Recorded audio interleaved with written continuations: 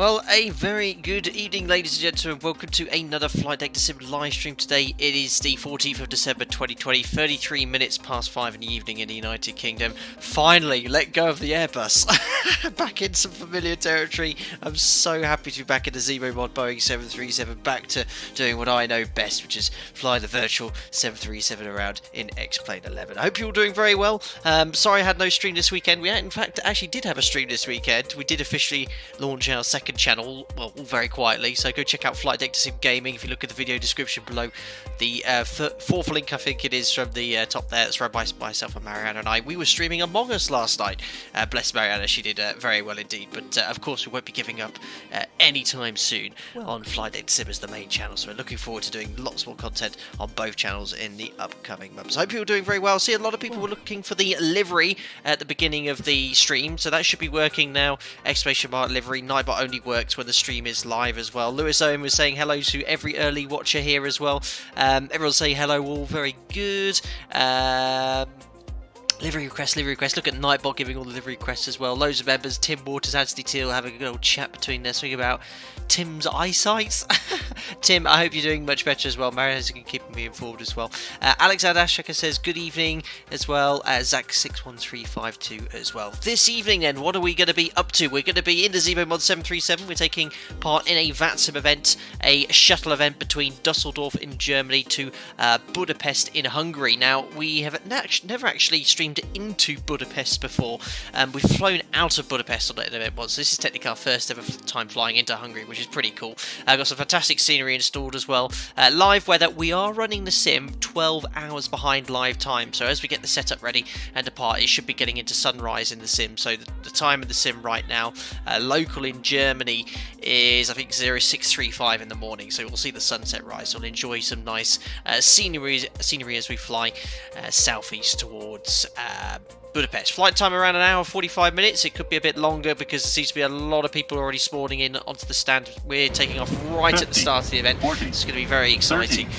Possibly some holding, and it's looking like it could be very foggy as well over in Budapest this evening. A couple of streams ago we had to go around in the Airbus A300 due to some visibility issues, so that's looking very exciting indeed. Thank you very much Henrik Hansen for the 19 Danish krona. He says hey you, with what I could describe as a pair with a sweatband on. Very good evening to you. Thank you very much for your donation, sir. I mean, look at all the traffic already. We've got Wizz Airs, we've got Lufthansa's. These are all other people, remember, on the VATSIM network if you're new to simming. We've got A300s from Alpaca Cargo everywhere. We've got RIP, but there is Premier. We've got Alpaca Airways completely dominating Terminal B here. Here we are on stand Bravo, I think it's 06. We've got Eurowings, Lufthansa, Eurowings, old Tommy Cook as well. I don't think there's many free stands. Very, very busy. We've got the aircraft all on the cargo aprons here. So yeah, it could be quite eventful getting out. Hopefully they'll use both runway for departures if it's getting super busy. Right, anyway, let's go to our aircraft, of course. The beautiful ZIBO MOD 737. Now, we are in the latest public version. This version is 344.24. Get information about the updates here. It's just been a few, again, bug fixes, very minor issues primarily. We've also added a +100 to the minimums call out as well, which is used by pretty much most operators.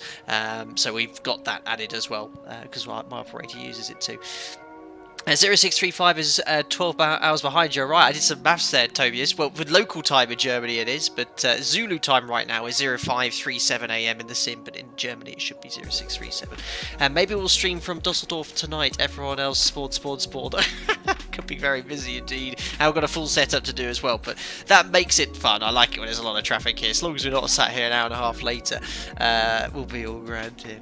Right, anyway, let's jump on into the Flight Deck here. We'll turn down the music here and we'll crack on with the setup in the ZIBO mod. So it's completely dark, but there is the battery switch.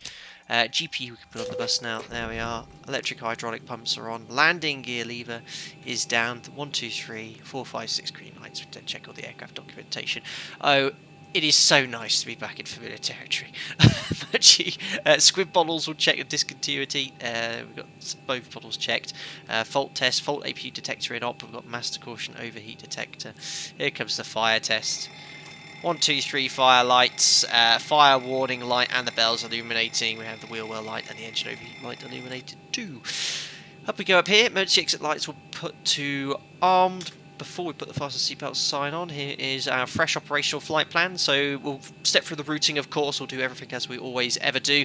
Going from Dusseldorf to Budapest, flight time an hour and 30 minutes. Did I say an hour 50 or 45? Yeah, sorry, not as long as that, but with the event, maybe a little bit of holding. Quite foggy there, okay. It should be fine for Cat 1 ILS, so if I was doing this sector today, I'd probably be okay with standard fuel. I say quite foggy, it's forecast worst case to be overcast at 500, so not foggy. But with the potential of the weather looking incorrect in the sim, we'll take a bit of extra fuel, plus it could be some potential holding, so we'll go for 30 minutes. Thanks Chris N for the £5. Evening, Captain. Been loving the streams and seeing all the outcasts. Quick Q, how do you choose what call sign to use, and in real life would you also use a call sign with ATC that is different from your flight number? Thanks. Yeah, no problem, Chris. And thank you very much for the £5 donation. Very kind. There'll be a lot of alpacas going to Budapest today, with a whole herd full. How do you choose what call sign to use? And in real life, would you use a call sign with ATC that is different from your flight number? Thanks. Great question. So today, you should be able to see here Alpaca 91 Alpha. I completely choose that. Sometimes the number of letters are based off where we're going. This one's completely random, so I just today chose Alpaca 91 Alpha. Now, in real life, it is quite common for the call sign to be different from the flight number, but not always. Sometimes the call sign is the flight number. For example, let's take Chanix Jet 2 as an example. Let's imagine their flight number was, let's say, 515. Their call sign could very well be Chanix 515, but it could also be something completely different, like Chanix 91 Alpha. We have no input that as pilots. That's done by the flight planning department, so we just get the flight plan pretty much like you see here, and whatever it says here on the top is the call sign we use when we pick it up from ATC. But there you go. Jonathan Wilshire, Alpaca Chicken. Yes, 10 out of 10. Right, thank you very much for the donation, Mark. Very kind. Sorry, not Mark, Chris. Oh dear, it's already started. As I was saying here, fuel-wise, we need to take 7.1 minimum. Let's whack on an extra 30 minutes. That's going to be 8.1, 8.2 on top of that's going to be an extra 30 minutes. I think that should be sufficient. Let's hope we're not holding for more than that. In fact, I'll go 8.2 now. Before we go, what I might have a look at seeing how many scheduled flights departures they have going into Budapest. If it's like plus 50, 60, I might put a little bit of extra fuel on top of that anyway. So we'll do that. Request for the fuel truck, and you can see here, oh, we need a atypical German name. Oh, where is he? Did I just cancel him? There he is. There's Hans. Hans is filling up the fuel for us here. April, whatever it was. There you go. Already uplifting. Perfect. Let's crack on with the rest of the setup. Test the attend button. All working here. Flaps are up, which matches the flap indicator position. We can reset this as well. And we'll put the auto brake to RTO shortly. Everything's set as we need. Config warning test. Cargo fire test coming up. All working good there. And the rest is all set. I have actually deselected, ZIBO's recently added cell call, and which works with certain, I think it works in IVAO. I've actually deselected it because by operator we don't use cell call, so I have turned it off. Rudder radar trim is 3 and 0, and set to 0 here. Check the manual gear extension doors closed. Circuit breakers are all in. Spare bulbs. Emergency escape routes attached to the aircraft. Flight recorders tested. Stall warning test. Mach airspeed warning test. Very good. Put the observers panel on. Auto brake to... Oh, auto brake. RS to nav. It's going to take us 8 minutes here. And circuit breakers are all in. And bring on board the old passengers. Thank you very much to Dimitri H has just joined as a member. Glad you enjoyed the content. You'll get invited to our members only Discord. And thank you very much for joining as a member. Enjoy your custom emojis in chat. Why is that so loud? I've noticed that ZIBO has changed the settings slightly. Like, I think I updated a clean version, all my sounds got reset here. But to be fair, in real life, the flight deck doors often open, but if they're playing a lot of the PA's boarding music and stuff like that, we do sometimes shut the flight deck door to keep the noise down, the noise down, and then the dispatcher comes in and out as needed. But so many airports now the dispatcher doesn't actually come into the flight decks. I've noticed in the Canaries, not that I've been flying recently, but in the Canaries in Spain, some of the dispatchers just don't enter the aircraft. They just hand it to one of the gate staff. They don't come into the flight deck due to COVID-19. Crazy. Right, let's carry on with the rest of the setup. So initial inspection's done. Let's grab the ATIS here. So we've got ATIS on frequency 123775. The Lido's on board. We've never understood what she says.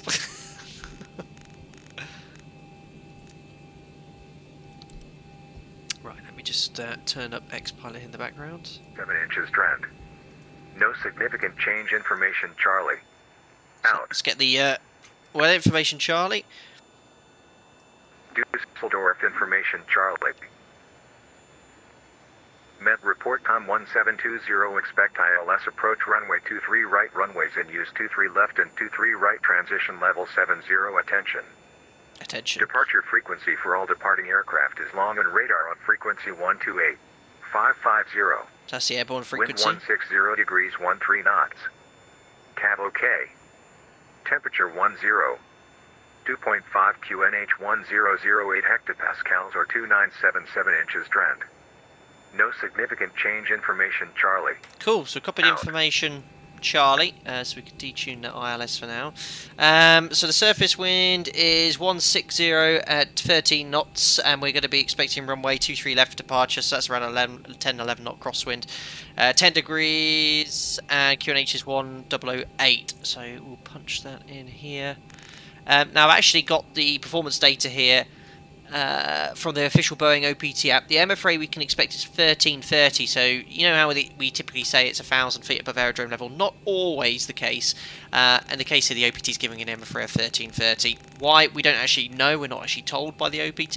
It's probably something affecting the initial climb performance in the event of an engine failure, an obstacle, or train on departure. So the MFRA here is 1313, which is set. 50, we need to 40, now pretty much 30, load up the FMS. 20, Thank you very much, 10. Dominic Corsini, for the $5.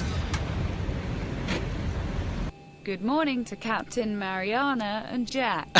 What do I I mean? started using a new call sign VCP 420. Thanks for your superior work at Flight Deck 2 Sim.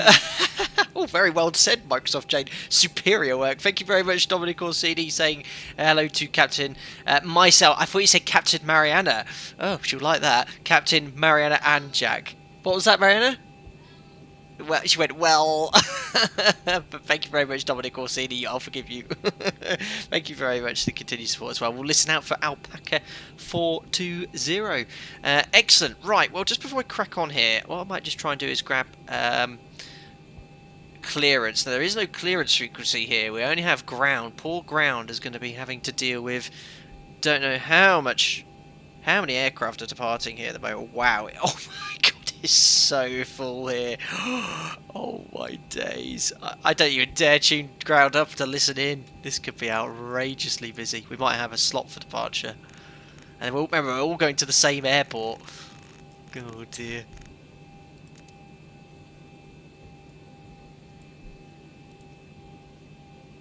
Wait. Wings 9782, you have filed a flight plan to Budapest. It's already carnage. You've only just tuned in. Yeah, sorry, I need to reconnect with a different call sign. Sorry about that. Easy to Papa Charlie, request IFR to Gateway, clear information Charlie on board. Okay, he's going to Gatwick. So what we're going to do, we're going to turn the radio down here, but monitor the frequency. Easy to Papa Just Charlie. that ZIBO mod's brilliantly. You can actually control the volume using the mic selector now and the audio on the ACP. So I'm just going to put that on silent so I can just hear what's going on gently in the background. You might not hear it yourselves, so I could just get a gap for the clearance. But I'm going to plug in some information into the FMS here now anyway. So here's our operational flight plan. We've already requested, what was it, 8.2 tons of fuel, 8.3, so an extra 30 minutes. So let's get on with this. So we're in Dusseldorf, Echo Delta Delta Lima. GPS left. Going to Budapest, which is Lima Hotel Bravo Papa. Call sign today is Alpaca at 91 Alpha.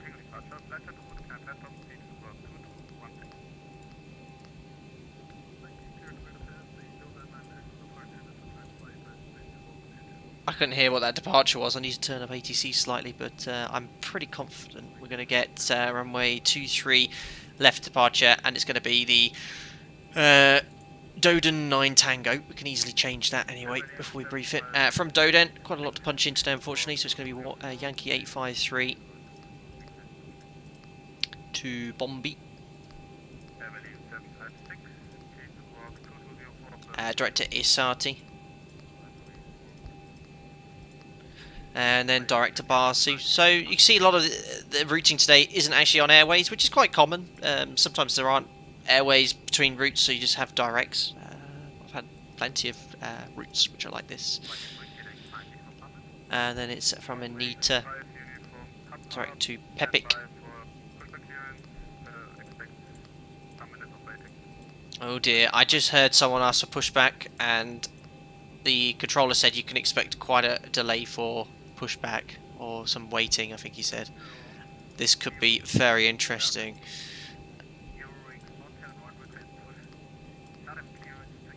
So RFox, and then we're going to be flying the RFox 1 hotel.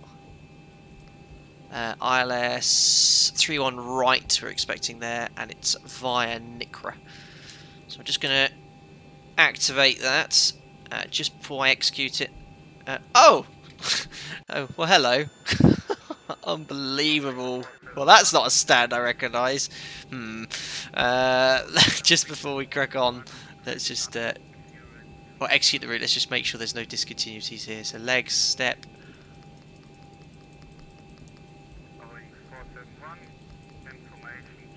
That looks pretty good to me. So I'll execute that. Oh, I know what I forgot to do. Amount of passengers.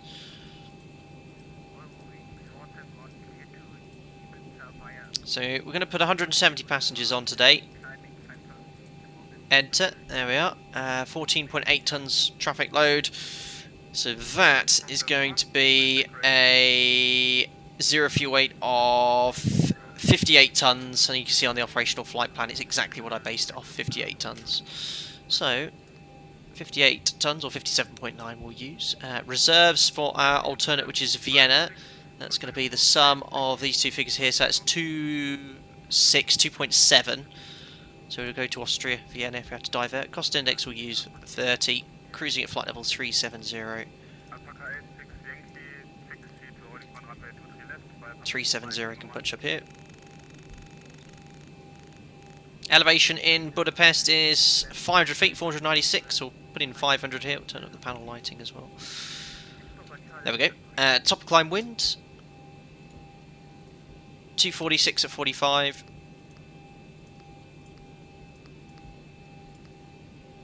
And average wind is 272 at 31.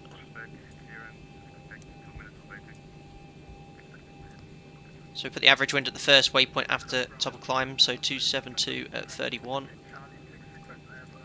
Execute. Top of climb ISA, -2. So I've got the OPT all populated for you. So I just did not have time to get that uploaded into the simulator. So based off the weather conditions, which I just updated, it's saying full 22k, no assumed, and that should give us an N1 of 91.0. We've got 90.3, and it should be the other way around, I think. So when we put the AP bleed on, 50, this should be saying a higher figure. 30, It should be saying around 20, 91.6. But I've got 90.3 here, 91 in the official OPT. Slight discrepancy. Since you are flying to my home country, I thought I'd chip into the fuel. Thank you very much, Joseph, for the 2,000 Hungarian Florida. That's very kind. I'll put that straight to Hans. Oh, sorry, Hans. Sorry, he's already gone, I'm afraid, Joseph. So we'll make sure he gets on our next trip to Dusseldorf to pay for the fuel bill. That's very kind. Thank you very much indeed, Joseph, for your generosity. Very cool. So yeah, the OPT saying full 22k. MFRA 1330, V speeds of 140, 141, 147. So the V speeds are fine, just a slight discrepancy in the N1. And usually the difference is 0.8 with the APU bleed on, but the difference is the wrong way. In the OPT it's saying 91.0, so I would expect this to be saying 91.8, I think, or the other way around. It's been so long since going to try and remember. But once it matches with the AP bleed on, we're all grand. Perfect. What's the runway QDM? We'll brief all that in a second. But OPT's loaded. Flat 5 V-speed are set, so that's good. Oh yeah, trim I need to actually set 6 units. Perfect. Yaw dampers on, nav transfer, display switches normal and auto. Fueling is done. We've only got 300 kilos in the centre tank, so don't, when you've got less than a ton or less than 500 kilos or so, don't put the centre tank pumps on the ground. The reason is you'll be barrelling down the runway, you'll get a master caution for fuel, which is a reason to reject your takeoff below 80 knots, so we actually leave the centre pumps off until you get to 10,000 feet. But fueling is otherwise done. We'll put the fasten seat belt sign on. We'll get the APU started now as well. Logo light should be on already, as would the steady light. Window heat can come on. It's not raining or anything, even though it's... well, no, it's 10 degrees, so not even in icing conditions. Trim air can come on. Pax auto. That's all set here. Perfect. Let's have a look at the runway QDM. So here's the airport. We're on stand Bravo 08, so we're here. Going to push back to face in this direction, Papa 4, facing north, and then it's going to most likely be on Mike, all the way down from Mike, runway 23 left. Runway QDM is 232, so we'll set that now. And we'll set the course as 232 initially as well.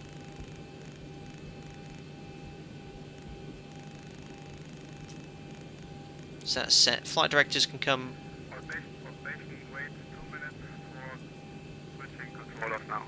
So you said wait 2 minutes. I guess they're getting a delivery frequency controller online. To be fair, the event doesn't start for another 5 minutes, so the delivery controller will be flat out.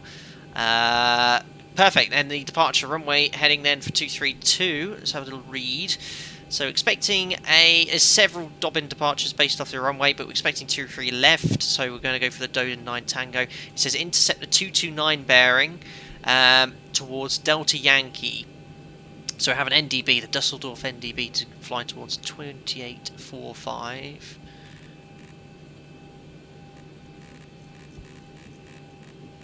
So you can't set to the nearest 0.5, but I don't think that matters in the ZIBO mod. Yeah, it's already picked up Delta Yankee, so that's fine. Once we get to Delta Yankee then, it is...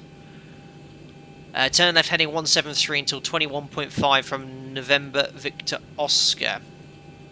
Now, what frequency is November Victor Oscar? I wonder. Somewhere far away. Oh yeah, that's very strange. So look, the distance for this turn, look, into... was L-ball initially. It's based off the distance from this VOR. That's very strange they've done that, but yeah, they're using this distance here on the heading of 173, 21.5 to commence that left turn, but we'll tune it up 16.2. I've not seen that before. So once that's done, 21.5 from November Victor Oscar, which is number 1. I'll have equipment necessary after this point, understood. Turn left, intercept the 265 inbound via Delta Lima 242 to L-ball. So this radial 085 inbound. So radial 265 is going to put 085. We're going to put it on the FO side. Whoever designed this departure needs to be questioning himself. It made it overly complicated. And then we're going to be going into I can never pronounce this place. Germanhausen, I think the Germans call it. 50, so 15-4. 40, 30, 20, 10. There we are. Right, that's all set. Thank you very much, 88 for the $5. Hello, I thought I would make him my first YouTube donation. I also recommend flying the A320 Ultimate. Well, thank you very much, Air88, for the $5. I'm privileged to be the first YouTube donation, so very, very kind of you. And I should be... You recommend flying the A320 Ultimate. I don't know what that is, Air88. We have an interesting relationship with Airbus on this channel, and we've flown a lot of Airbus recently as well, so that's very kind of you. I have no clue what the A320 Ultimate is. I'll have a look. I'm always up for flying anything on a desktop simulator, so that's very kind kind. Thank you very much for your donation. That's awesome. Right, so I hope that made sense, guys. We're basically going to the NDB. We make a left turn heading 173. When we're 21.5 DME from November Victor Oscar, we make a left turn inbound on the 265 radial to Germanhausen. And when we're 17 miles away, or 16.9, we'll be at Elbel. Right turn to Betzo, and then to Dodin. Altitude restriction wise, it says initial climb clearance is to 5,000 feet, so I'll stick up 5,100. That's exactly how I'd be setting this up in the real aircraft. So, cool. It's a bit wiggly, but it gets us there. And if we look here pictorially, you can see that's all looking good, and the restrictions are in as well. Got 205 knots. What I'm just going to do for that initial turn, just to keep VNAV nice and tidy, is put 220 knots until 241. So 220 below. And I'm also going to put a 5,000 foot restriction in VNAV as well. That way VNAV will also respect the altitude clearance. Perfect, so I think we're all good to go. FMS is loaded, let's get the APU connected. APU's been running for more than a minute, so we'll put the APU bleed on. Let's have a look at that N1 figure. So 90.3 it's now saying. So that figure should be changing with duct pressure. 91.0, it's the wrong way. Okay. Oh no, well no, it's correct. Sorry, 91.0. Now that is what it's saying in the OPT, but the OPT is presuming APU bleed, so that is correct. 91.0. Put the APU bleed on 90.3. It's 0.8 usually, but 0.7 is fine. So it's about 0.7 off from the real OPT. So the M1's the wrong way around there. Cool. So what we've got left to do, guys, we've briefed the SID, the routing, the departure, performance, is get our clearance and, well, get on out of here. We're actually due out right now, so let's tune up, turn up ATC. And we have a delivery frequency now. Roger. This could be interesting. Oh, it's nice and quiet. 50, 40, Beauty 248, good evening, I read you 555. Thank you very much, Toga Simulations, for the pound donation. He says, Airbus great, fantastic, my favourite Airbus, keep the great streams coming, just got back from college, I'll be joining you shortly. That's awesome, Toga Simulations, and thank you very much for your donation. 248, information data now current, clear to Copenhagen Kastrup via Mabel Tritangle departure. Flight plan route 50, 40, climb platform speed 30, 2257. 20, 10. Thank you very much, Hickory 002 for the £2 donation. Hello, Captain, or should I say Guten Abend, consider you are virtually in Germany. Hope all is well. Following last stream's smashing ending, we're now looking forward to a cleaner flight while being in your element. Best regards to all. Please do not watch our last stream in the Tonus A321, our landing. It was the second ever worst landing I think we've ever done with regards to landing rate.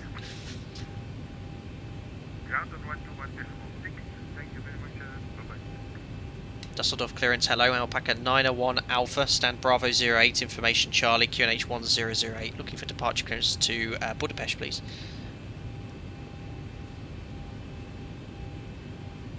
Alpaca 901 Alpha, information Delta current, clear to Budapest via Dodin 9 Tango, flight plan route, climb 5000 feet is for 2252. Cleared to Budapest on the Dodin 9 Tango departure. Climb 5,000 feet, squawk 2252, Alpaca 901 Alpha. Alpaca 901 Alpha, when ready for pushback, contact ground on 121.9. When ready for push and start, ground 1219, Alpaca 901 Alpha. Good luck this evening. That was lucky. I thought we'd be waiting a few more minutes for our clearance, but we got straight in. 2252 for the squawk. 5,000 feet, and he said it was the Dodin 9 Tango, which is set. Looking good, guys. So, frequency 219 is now active. All ready to go. We just get the better pushback organised. And I think pushback. Ooh, let's get the connection first. On to cockpit. Toes driving up. And then decide where we need to go, because it can be the wrong way there. Yes, Hickory 002, thank you very much for the £2 donation. It was certainly a firm landing there. I don't know what happened as well, because we did a practice run. I don't know if you saw the practice one when I streamed it in Discord, but it was at a -90. I just completely mistimed it. That's a really interesting point Toby just made. I remember you mentioning all the Tupolev landings I've done, so all the Tupolev streams I've done have a combined average landing rate better than the last stream. So the A321, I think it was a -400, classed as a hard landing.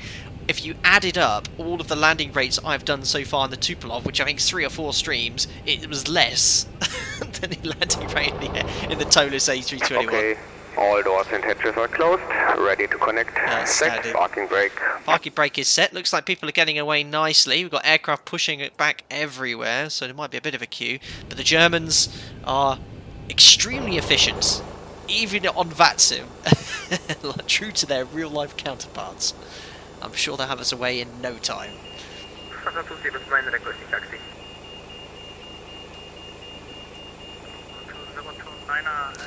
Burak, you won't believe how many times has passed so fast when you realise you have 4 stripes. Burak, I salute you, Captain. We have some members who now have the little alpaca 2-year logo.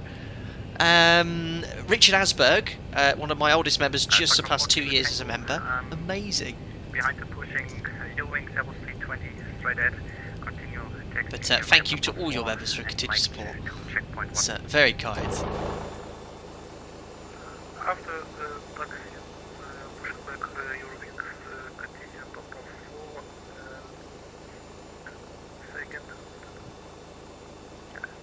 Alpaca 4 kilo, Tango, checkpoint 1, it's on taxiway mic. Checkpoint 1 on taxiway mic, Alpaca 4 kilo. At Dusseldorf ground, good day. Alpaca 901 Alpha, we're on stand Bravo 08, request push and start. Alpaca 901 Alpha, ground, good day. Evening, stand by, I call you back. Stand by Alpaca 901 Alpha. Perfect. So, Alpaca for Bravo Hotel, stand Bravo 11, request push and start. so the controller knows we're here, which is great. Alpaca 4 Bravo Hotel, Dusseldorf ground, good evening. Advice able to... Jonathan Wiltz, our oldest members, how rude. Oh. I should say technically oldest. Oh, look at Tim. Tim Fraser, you have the alpaca. Tim Fraser's been a member for 2 years. All coming in now. It's crazy. I've just realised that I need to make it a PNG image because if it's got the white background, unfortunately. Amazing. Whose birthday is it? I see some saying happy birthday. Michael Welker, happy birthday to you. How old are you today? Was that too rude to ask?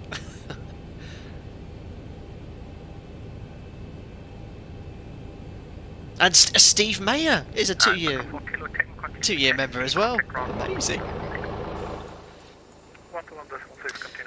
So here's our yeah, look, Jefferson, great. You gotta love Jefferson charts. That's better. Parking stand's clearer. So on Bravo 0, I think we're going to push back here to face on Papa 4. And here at Dusseldorf, they have these checkpoint marks. So you have checkpoint 1, checkpoint 2. So they might tell us to taxi forward to checkpoint 2 and then hold position here. Why they don't actually have a conventional, hold point, I have no clue. But yeah, they use this checkpoint system here in Dusseldorf.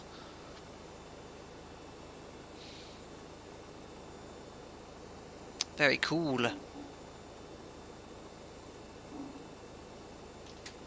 So we've got a couple of alpaca, no, one alpaca away, a little Lufthansa A3. Is that a 318 or a 319?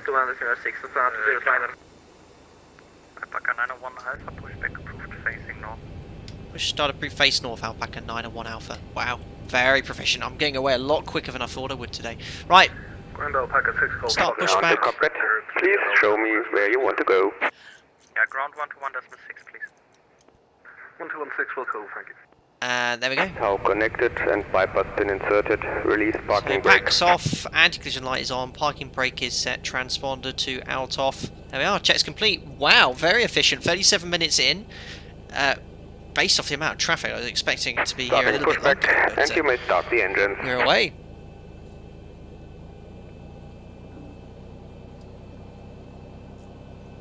These alpacas, everywhere. Strapped in. Give us a My oh my.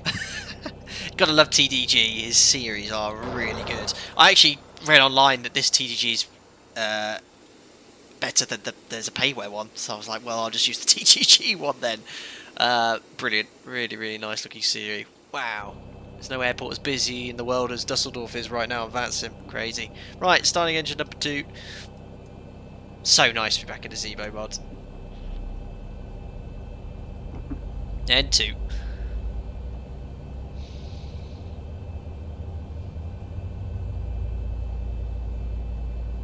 Oil pressure and N1.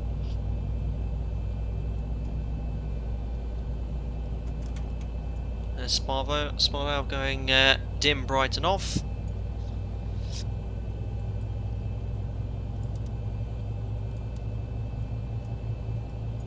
For those of you who run the ZIBO and a plethora of other aircraft, there's been an update by Dr. Gluck for the ND, for the terrain and weather radar for multiple aircraft, so I recommend getting that update into your plugins.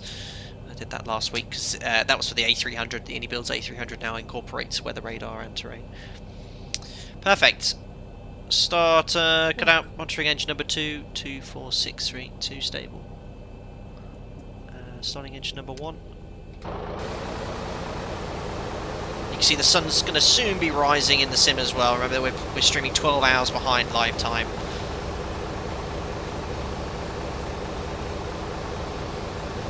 Operation complete. Please set parking brake. Parking brake is set. Head to disconnecting tow. Stand by. Ah yes, I see a lot of people asking questions about what sim are we flying, what aircraft we're flying. What you'll find with a lot of the questions you might be asking, if it's especially about the PC, the simulator, the aircraft, it's either in the title, the video title, or in the video description below. So think about that before asking in chat, perhaps. I can see a lot of people asking, what game is this? What sim is this? Perfect. Disconnect. Starter can out. Monitoring number 2. 1, 2, 4, 6, 3. And number 1 is stable.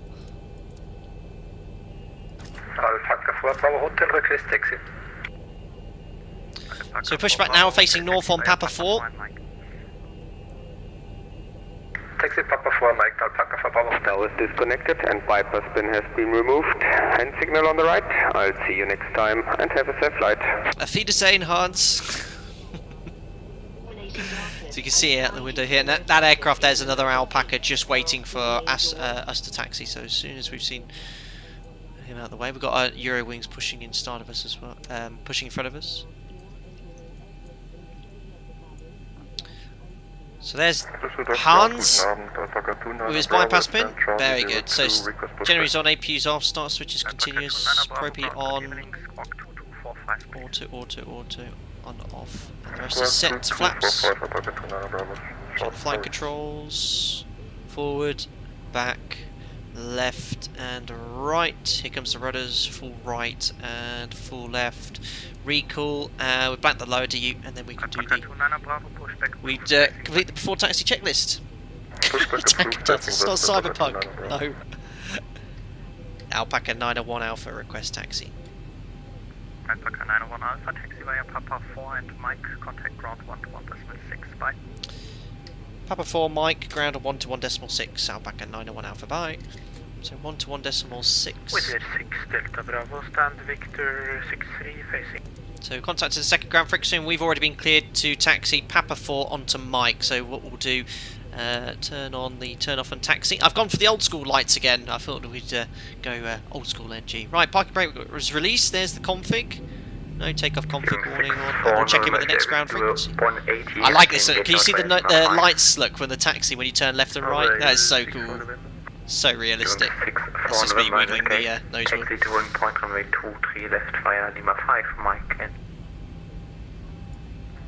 Lima 5, Mike, Lima 1, holding point 23 left, 306 QT 2 right, push another approved, facing north.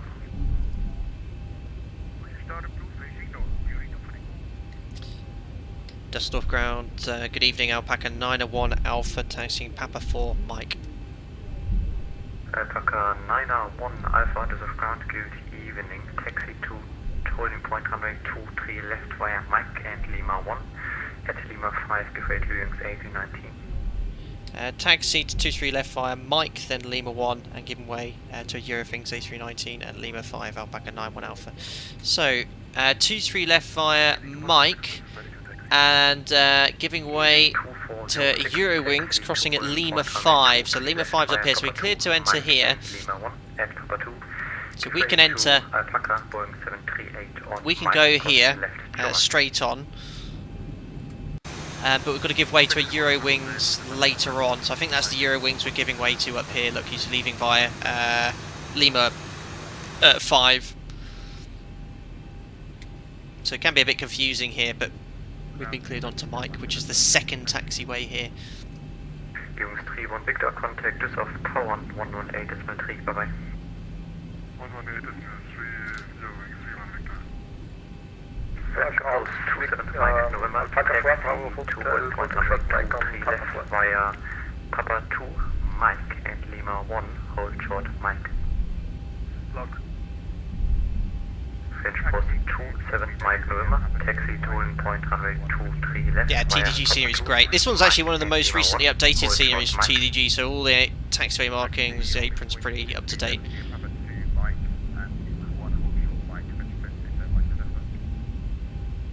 So the Eurowings he mentioned, just gotta be careful here. So we said give way to a Eurowings, but there is an EasyJet. We're now established on Mike, but he said give way to a Eurowings left via Lima 5, but he's well ahead of us now. Looks like he's giving way to us. Yeah, look how busy it is. We've got aircraft taking off. There's an Alpaca. Good luck, sir. Amazing. Wicked. I love these busy VATSIM events.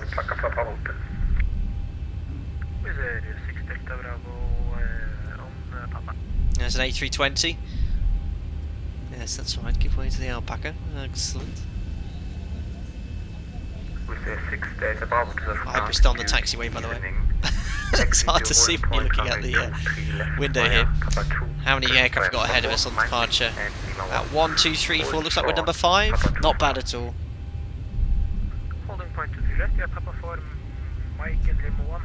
And we've been cleared to taxi all the way to Lima 1, which is the hold point.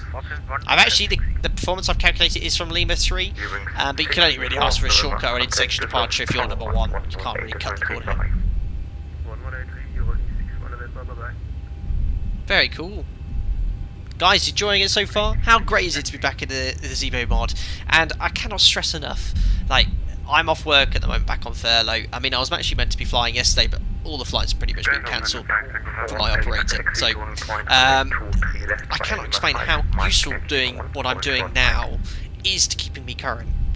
What you're seeing is what I'd be doing, minus some steps, so things like the full briefings, the emergency briefings, the checklist read. I don't do the checklist reading, for example, because I need a second pilot here. But you're seeing what we do every single day, and it's so good at keeping current. It really is. At Topius, the Germans seem to be very organised. They've just been perfect, absolutely outstanding.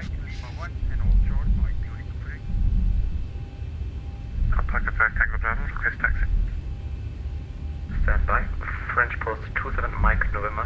And what I also like about the 7.3, unlike the Airbus, you can taxi using the rudders. There's a little bit of input from the rudders when you're taxiing. So if I want to go left a little bit or right, and it's just not as, you can't make a full turn with it, but it's enough to keep it on the centre line whilst you're taxiing. It's actually a lot more comfortable. If you're taxiing on at 20 knots using the tiller like this, it actually is quite rocky and it's quite uncomfortable in the cabin. So when you're on a straight like this, taxiing with the rudder, it's a lot smoother.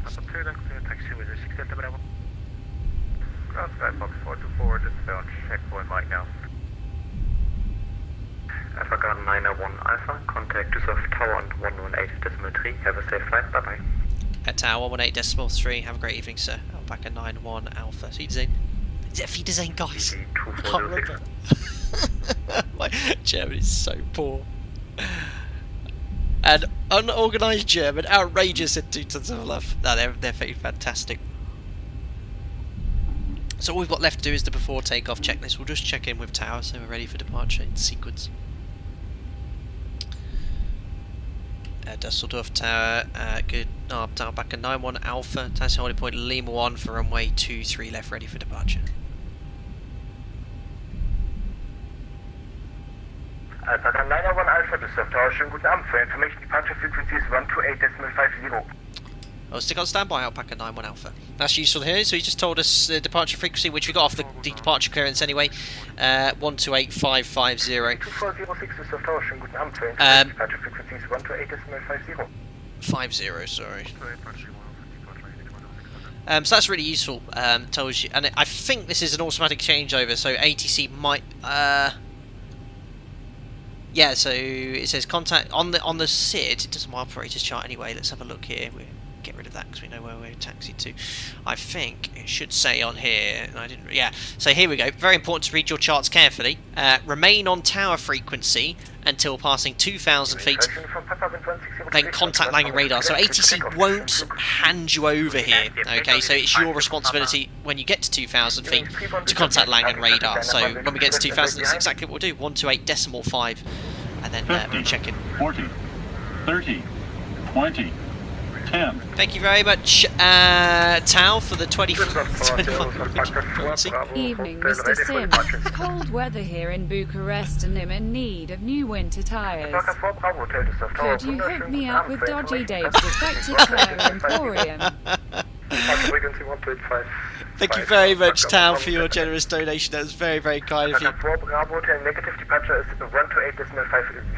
And Tao is referencing there the the Lama International Airlines horrific promotional video where they. Why is he lining up so quickly? He's going right after him. Oh yeah, sorry, I was Cat 2, Cat 3 holding on. I was getting a bit confused there. Yeah, he's crazy. Yes, thank you very much, Tao. Yes, Dodgy Dave's defective tyre emporium used by Lama International Airlines to ensure that you have your tyres, of course, to a very poor, crappy standard, but at least they'll have your tyres a bit of rubber around your rims for some safe driving around Bucharest. Thank you very much, Tao, for your donation there. My oh my. Right, anyway, as we are getting close to departure here, what I am going to do is mute the alerts. Oops, make sure I look where we're going, and we're just going to do the before takeoff checklist. So there's the Cat 2, Cat 3 holding point. Lima 1. Where's the Cat 1 hold point then? It is here, to be fair, but you'd usually have at least a Cat 1 holding point there. Right, we'll set the parking brake, and we'll do the before takeoff checklist. So config, did we do the config when I initiated taxi? I didn't, I don't think. There we are. If you're not sure, that's why we have checklists to confirm things. So config checked, flaps we have 5.5 the green light, stab trim set for departure, 6 units set, takeoff briefing, Pax auto bleeds on, the V speeds are set for departure, 140, 140, 147 on the MCP. We've got no V speeds on the PFD, and V1's displaying here as well. Departure is going to be a Doden 9 Tango. We're going to climb straight ahead to the Dusseldorf NDB, which is Delta Yankee, make a left turn heading 173 degrees, and then we're going to intercept a 265 radial. Inbound towards Elbau. Stop climb is 5,000 feet, which is set here and on the FMC. It's NADP 1 departure here, so we'll accelerate till 3,000 feet and bug up, climbing up to 5,000 feet. Or I say we should bug up at 3,150 feet. That's it. Any problems, we'll climb straight ahead to the southeast. We'll climb to the MSA 2,400, so we'll go up to 3,000 feet. That's it. Check's complete. KLM 183, did you let me plan? I didn't hear you properly in last communication. KLM 1853 negative, just a wind check. Roger, So don't forget, guys, as well, we are running the sim 12 hours behind live time, so I don't know if you can see it in the sim yet. Not quite, but the sun will be rising and it will be bright by the time we get to Budapest, so we'll be flying towards the sun. So in the east there, it's still pretty dark. And we're number 1. KLM 1853, reduce speed, final approach speed, and expect landing clearance. Reduce to final approach speed and expect late land clearance, KLM 183. There he is. So using both runways here.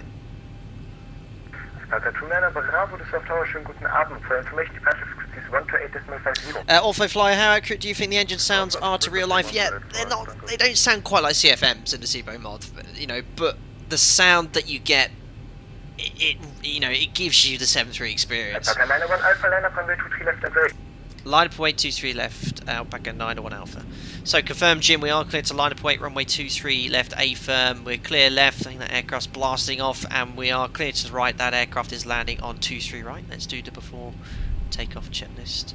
So pop those all on, strobes on. Order throttle L nav. Approaching 23 left. Transponder to TAR8, you can see approaching 23 left on the RAS, and the weather radar on. So MCP is set, transponder TAR8, strobe lights are on, we're just waiting for our takeoff clearance.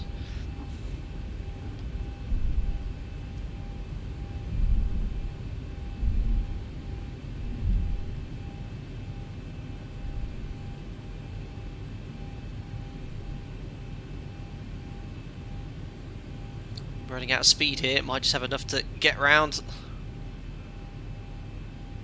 On runway 23 left.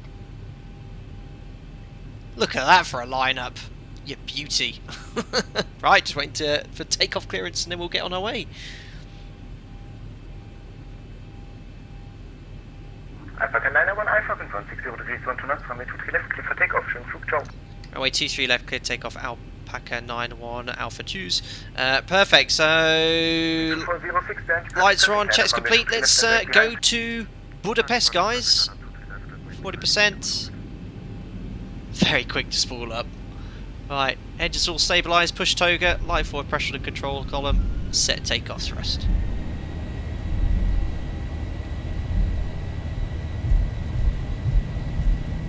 Takeoff thrust sets, indications normal. Lufthansa 2216 on taxiway Mike.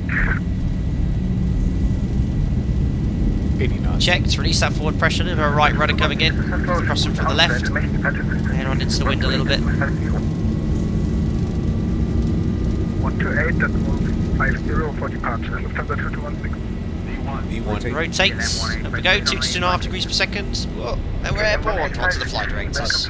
Gears coming up.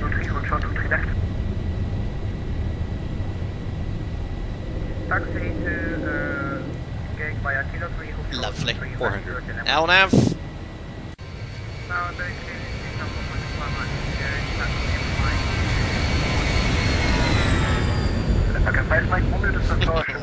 know they don't quite sound like CFMs, but they're excellent. Right, Command 8, and remember it's an ADP1, so we're going to maintain this speed till 3,150 feet. And we can put the airborne frequency on standby, and we'll check in at 2,000 feet. There's climb thrust at 1,500. Lagging radar good knob, Alpaca 901 Alpha, Doden 9 Tango passing 2,300 for altitude 5,000 feet.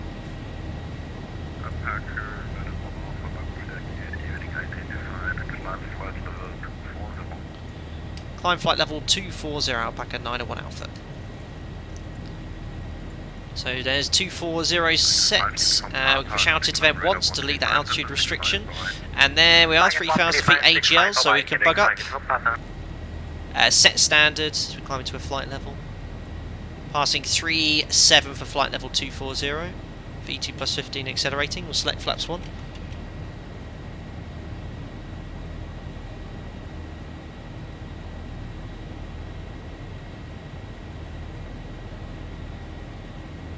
And above the 1 bug and accelerating, flaps up.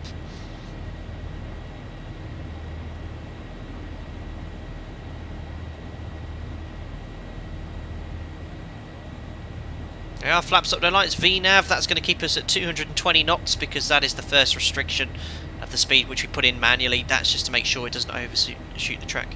And that's it, we can now do the after takeoff checklist. So gear up and off, auto brake to off, start switches to off, retracts, can come off as well, the taxi, air conditioning and pressurization 2.0, that's climbing, auto, and this all set.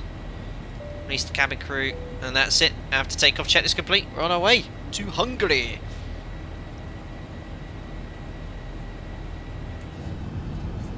That ATC was very good. That's the most, you know, for the amount of traffic we had. That was, look, you can see them all still queuing in Dusseldorf. Look, it's about 7 or 8 departures now, but we were lucky to get away when we did. But fantastic ATC. MOMAD new transition is 5,000. Y standard before that at my operator MOMAD new. If you've been cleared to a flight level, we set standard as soon as you're 3,000 feet AGL. Remember, you know, I don't know if you're in Europe or outside of Europe, in the US, obviously with such a high transition altitude, you wouldn't do that.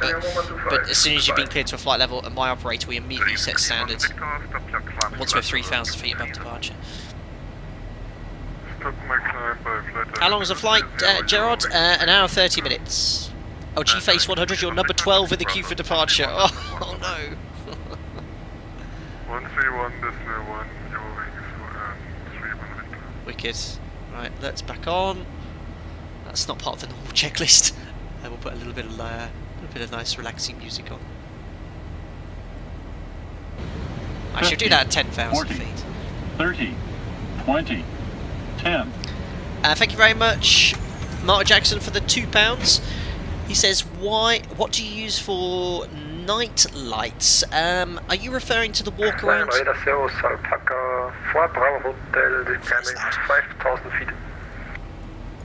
Stand by. So yeah, I mean the lighting in here is obviously the aircraft interior lighting, a little bit bright. In fact, I think it should usually be like is something like this at night. I think what you're referring to perhaps is the walk around. But what do you use for night lights? I mean, yeah, the aircraft lighting, or if you're referring to what we used during the walk around, you know, a torch. I mean, I don't know what else you're trying to say, so sorry, Mark. Leave it in the comment section now, I'll try and catch up there. I think I've missed your question slightly. Right, we'll do the pre-cruise checks now. 108 for 240. Fuel, we could put those centre pumps on. Remember, we had a little bit of fuel in the centre tank, 290 kilos. Lights can come off. APU's off. Pressurisation 3.9. Logo light off as well.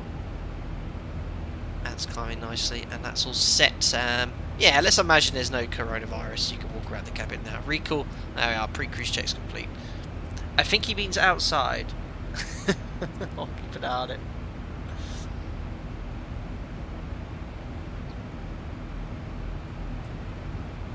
There we are anyway, we're still on the SID. Inbound on the 265 radial, so remember we tuned it up on the FO's side, 085 inbound. If I go over to VOR, look, boom, Germanhauser, and we're just slightly to the left of track there. Can sometimes happen, but remember we're not following the magenta. Well, we should be smack bang on the middle of the magenta line. I'll have a word with ZIBO. You know, that wouldn't happen. We should be really nailing that right on top, no difference at all. I think it could be just a slight issue in the sim, but you know, doesn't it make any difference? Not really. Oh, the scenery, Mark. Oh, Mark Jackson, you didn't have to donate again. I was just about to look in chat again. 50, this 40, is stock X-Plane 11. 30, Nothing fancy. 20, 10. Thanks, Mark. Sorry. Yeah, this is just basically the stock X-Plane 11 lighting. I know there's several plugins which you can increase or improve its looks, but I'm a believer of not adding multiple plugins and multiple fixes.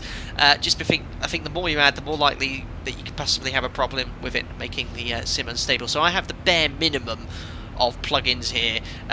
You can see in the video description below the plugins I have. It's probably a dozen, and most of them are a necessity for me. So things like Xpilot, Active Sky for the weather. But I have nothing right now which really enhances the vision of it. I think it looks fine for stock stuff. But thank you very much. Sorry I kind of misinterpreted your question there, Mark Smith. Thank you again. Mark Jackson, sorry. Mark Smith. I'm getting names all over the place. Thank you, Mark Jackson. Oh dear, oh dear.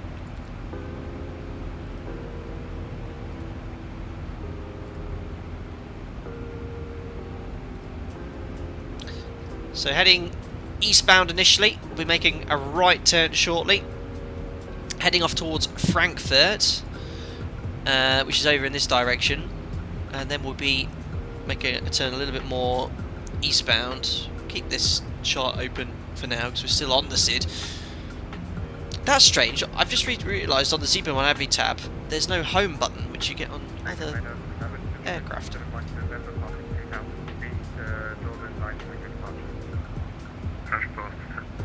Master caution fuel. There's still 40 kilos there, but that's probably to do with our climbing attitude, but I will turn that off for now. We'll suck off that last bit out later.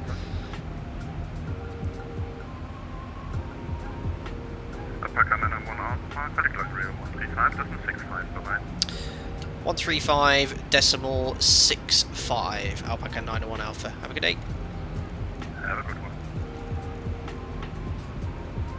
And then hold your position and then call me back. There's traffic just ahead of us. Though. 50, 40, 30, 20, Carefully, 10. Chicago 1548, please find a flight plan. Thanks for the £2 Manchester again. Tried to use white lights, but nothing worked. Oh, I'm sorry to hear that. Is that a plug-in? Is that Tom Nudson's plug-in? I know Tom Nudson, one of my old members, had a plug-in he suggested using, but I was just like, nah. I mean, yes, it's a little bit orange, but I don't fly at night that often anyway, so, you know, for me, it's fine. I'm more than happy with that. Thanks for subscribing, Eden. Eurowing 64 November, climb flight level 350. Flight level 350, Eurowing 64 November. Actually, Eurowing 65 November, climb flight level 370. Flight level 370, 64 November. Alaga Good Arm Town back at 901 Alpha, climb flight level 240, inbound to Betzo, request flight level 370. Alpha 901 Alpha, long radar identified, climb flight level 370. Climb flight level 370 back at 901 Alpha. So, Alpha 295, contact München radar 133. so 370 sets, and we verify that set on the overhead panel, MCP, and the FMC as well. And we'll be talking to ATC through CPDLC now as well. Gerald Roberts, you'd like to see me on VATSIM with the default X-Plane 737? The ZIBO mod is the 737 stock 73 on steroids, basically just makes it work. I was the 107th person to like this video. How many likes have we had? 140? That's awful. Guys, smash the thumbs up. 600 people watching, 140 likes. Terrifically poor like to watch ratio this evening. Do us a massive favour, smash that button down. That gets the video out to a few more people. Thanks, guys.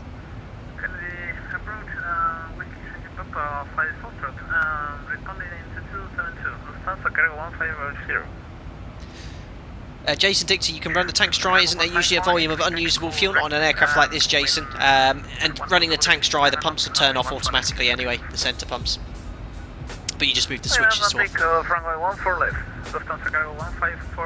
Does ZIBO have CPDLC? Not yet, Q-Rush, but I know it's something that's in the pipeline. 777, I'm having difficulty downloading scenery in Ortho. I've been having difficulties, but now trying again. 777, there's a fantastic video on how to install Ortho on YouTube. I'll just find it now. Thanks, Jamlin, for the £3. Evening, Captain. When can we get another 757 and TU 154 stream? Also, the incapacitated pilot scenario. God, yes, so much stuff requested here. I've been boring, haven't I, recently, just doing normal flights. Well, folks, thank you very much, Jamie, for the £3. 757? Soon. It's been a very long time since I've installed or flown the Flight Factor 75. I think it's still sat in Faro. So we'll drag that out very soon, I promise. Tupolev soon as well. It takes a bit of, building up for that. At least about 10 practice sectors. Yeah, I'll think of a fun flight for that. And I'm sure I can rope Mariner into doing some sort of incapacitated pilot scenario where perhaps, we talk. I talk her down, imagining I'm ATC, but she'll have to obviously manipulate the mouse. But we saw flying the Indy Builds A300 how easy it is to use the mouse to fly the aircraft. But we'll do something soon. Thank you very much, Jamlin, for the £3. 30, 20, 10. Alpha 901 Alpha, report back number. Alpaca 91 Alpha. Once we get to flight level 370, Mach number decimal 77, currently decimal 73.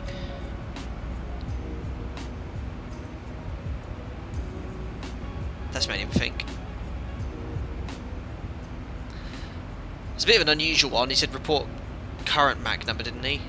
What did usually say is report your Mach number in the cruise, so that's the one he needs for sequencing. Thank you very much, Warlad Gaming, for the £2. Do you have any special camera presets on here like FS? I don't have anything special, Warlad, but X-Plane has a far better camera system, a far superior camera system than Microsoft Flight Simulator. I like Microsoft Flight Simulator, don't get me wrong either. I'm not going against competition, but you can just use the arrow keys logically, you know, dots, comma, zoom in, hold the shift key if you want to go faster, arrow, up, down, left, right, number pad you can assign views, it's just easy. Every time I jump into Microsoft Flight Simulator, I always seem to, it takes me a bit of a while to get used to it. I'm not a fan of it if I'm honest, but yeah, that's what I use.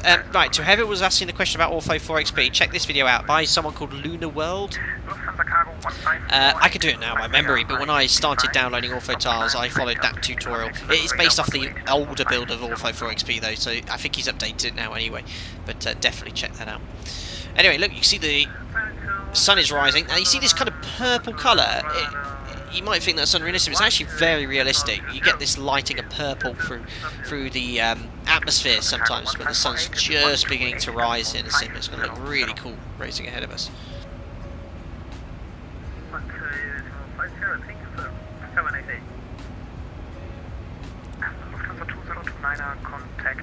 Jonas Colson, I've made the camera system in Microsoft Flight Simulator almost just like an X-Plane. I'm trying to use it, Jonas, like the way they've assigned it, but it's just not, I don't know, it's just not very logical for me. The X-Plane level 1 is brilliant. EDDL 23, contact Langen radar 128.55, goodbye. There we go, just past Doden, the longest sit in the world, at above 250 there, so that's all good. We've got the cool map there, and we're inbound to Frankfurt at the moment. There's Frankfurt Main.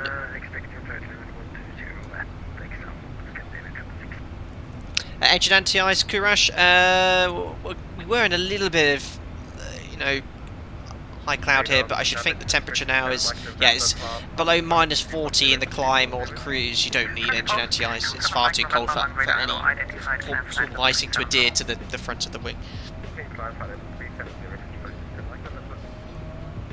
KLM 22 Zulu, good evening, Lanka radar, flight level 380 with you. KLM 22 Zulu, Lanka radar, hello, identified.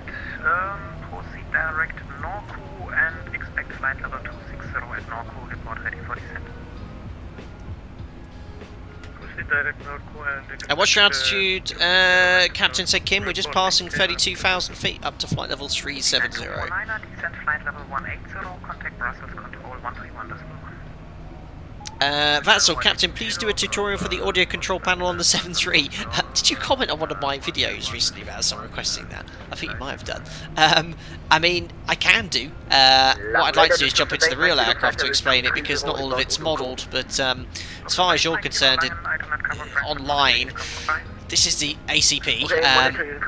This is the mic selector, so this is when you push the RT button.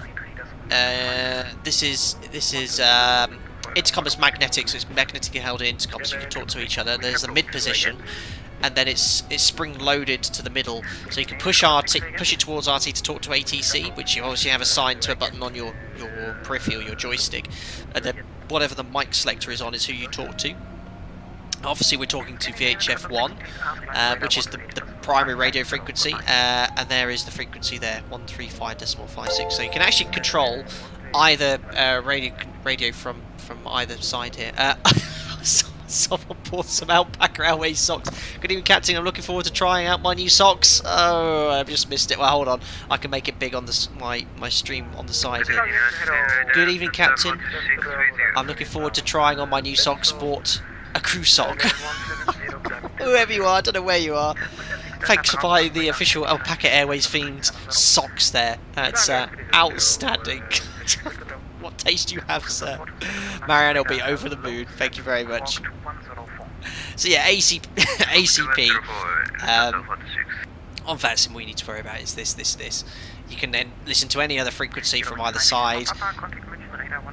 These are nav aids. You can listen to the Morse code. Intercom, alternate normal if you've got the oxygen masks on. VBR, this is the bearing and range. There's actually no QRH guidance or FCOM 2 gives very little information about it. But B for both is what you leave it in here. It's a filtering out background noise.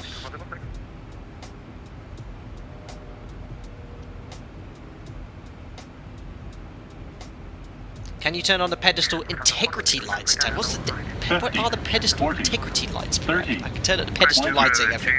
10. There you go. That should be where it is anyway. The flood lighting a little bit as well. For a palanca strictly after landing. Thank you very much, Balas, for a palanca strictly after landing. That sounds very, very strong. Thank you very much for the 1500 Hungarian Florida Balas. We'll make sure that we are out of our clothes and in our civilians before we go and, I guess, have a shot of that. Cheers, Balas. Amazing. Oh, boo rags, Airbus terminology, sorry. Ooh, boo, boo rag, boo. Some people come in with their Airbus terminology, the speeds they use as well referred to as something slightly different. I can't believe we did 2 Airbus streams in a row. What's going wrong with me? Anyway, we are coming up to flight level 370. So what it should do, you see it's sequenced to a SATI and it's turning fine. I mean, it is a fly-by waypoint, so but it usually depicts the magenta line on the waypoint here. But that only would sequence to a SATI once you're a beam Bombi. So it should still be saying Bombi here, you know, Bombi 54321. Once you're 90 degrees of beam, then it would sequence on the top right here to ISATI.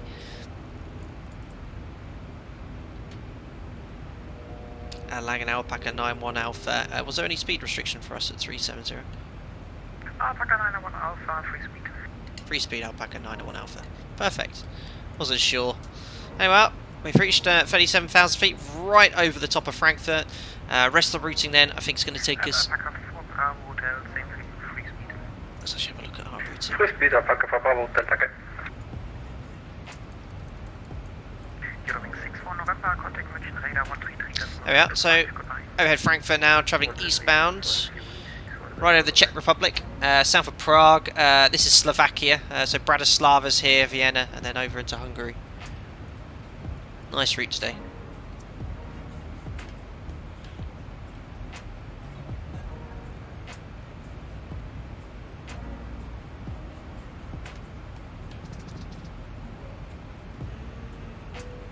Clapstone ever experienced any failure? Yeah, quite a few failures, but nothing ever serious. Something that's been very easy to deal with, and it's been either rectified by our actions or we have a backup system to follow it. I've had nothing serious. So long that may stay the same. A Patriot, how long have planes been autonomous in flight? For quite a while now, A Patriot. I think it was in the 50s, 60s, it was kind of developed now. Now the first ever aircraft to do an auto land, I always forget this. I think it was the Hawker Siddeley Trident, but correct me if I'm wrong. I remember seeing it in Duxford, and they made a big fuss of it. And it was the first aircraft capable of doing an automatic landing, and that was late 50s, early 60s, I think. But yeah, automation now in aircraft's existence was excess of 60 years. Common misconception is that the automation does absolutely everything, and you can just sit it back. But I'm sure all of you have been watching now enough, you know, on my streams now, and for those of you who are used to flying desktop simulators, and obviously the ZIBO mod and equivalent model aircraft are very, very well modelled. So you see this amount of input that's needed. Airbus though, yeah. I mean, you don't think you just leave the thrust lever and climb, and it then does everything. But yeah, they're great. And what an autopilot does, it doesn't replace a pilot. It lowers a pilot's workload. That is the job of an autopilot. Langen, moin, Airtel 8 of Mike, passing 220. My goodness me. Sending 210 to be there. So its job is to reduce the workload of a pilot. And it'll do. It's very, very simple, very, but also very sophisticated in how it works. So it's going to be far more accurate than any other human pilot could fly as well.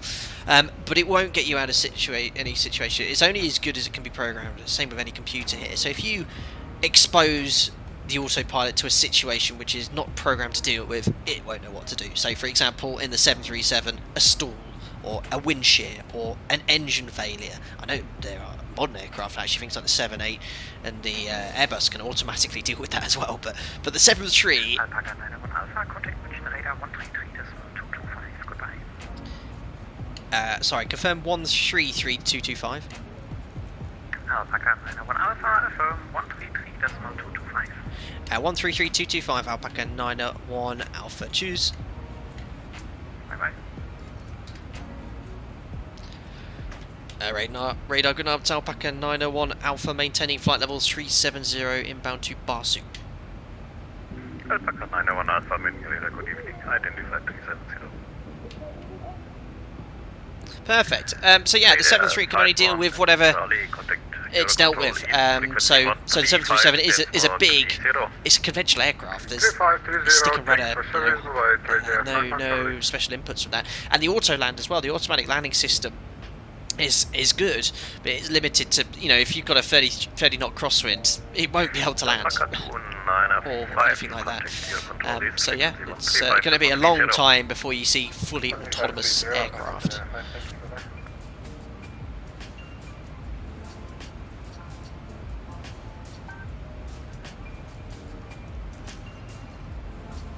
Wicked. Well, there's the sun rising, looking beautiful. ETA is going to be, with no delay, 1952 Zulu, remember, 1952 Zulu, running exactly 12 hours behind live time.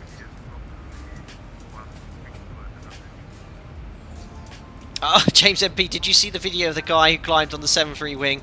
I feel only when he was trying to climb up the winglet for whatever reason do you realise how large that winglet is. Yeah, it's tall, James MP.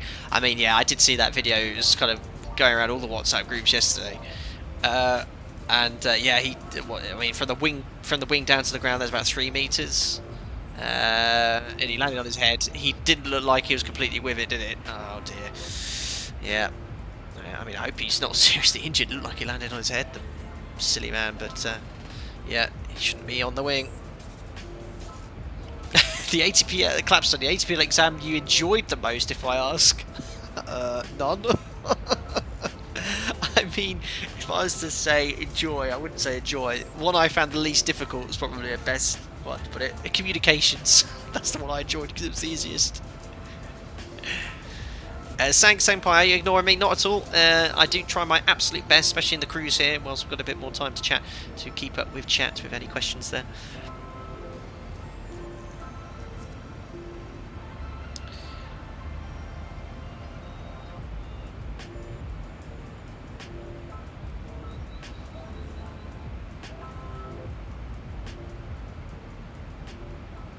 Jason Dicta, have you ever had to fly exclusively by standby instruments? No, you've got a serious issue, Jason Dicta, if you're having to rely on just standby instruments. I mean, I'm talking... I mean, even in the result of a total loss of AC power, which is incredibly unlikely, the captain still has his primary flight display, you'd have a serious issue if you're having to rely on just standby instruments.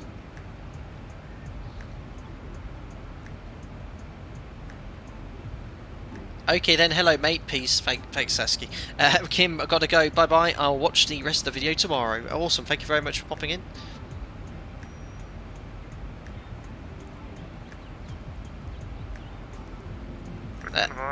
FWT, loving the streams, Captain, supplying us with our dose of aviation.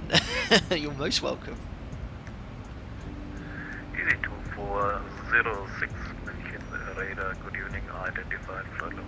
So Jamlin wants pilot incapacitation scenario soon. Yes, I think we'll have a chat about Mariner with that. Probably not on VATSIM. I don't know if they. Yeah, it could be. No, probably not on VATSIM because Mariner we're struggling talking there. I'll do that one offline. But I'll stick her at 37,000 feet and say, right, off you go. And then what I'll do, I'll go into another room. I'll chat to her through Discord, but I can't actually see the screen. That would be very fun.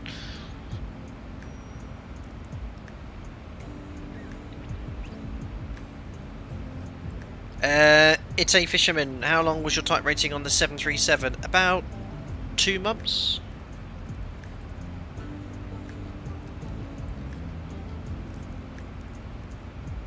Can we have a glider situation? Both engines failed. It's probably Pop Squad. I wouldn't want to put myself under that pressure. You lot watching. Again, extremely rare and unlikely.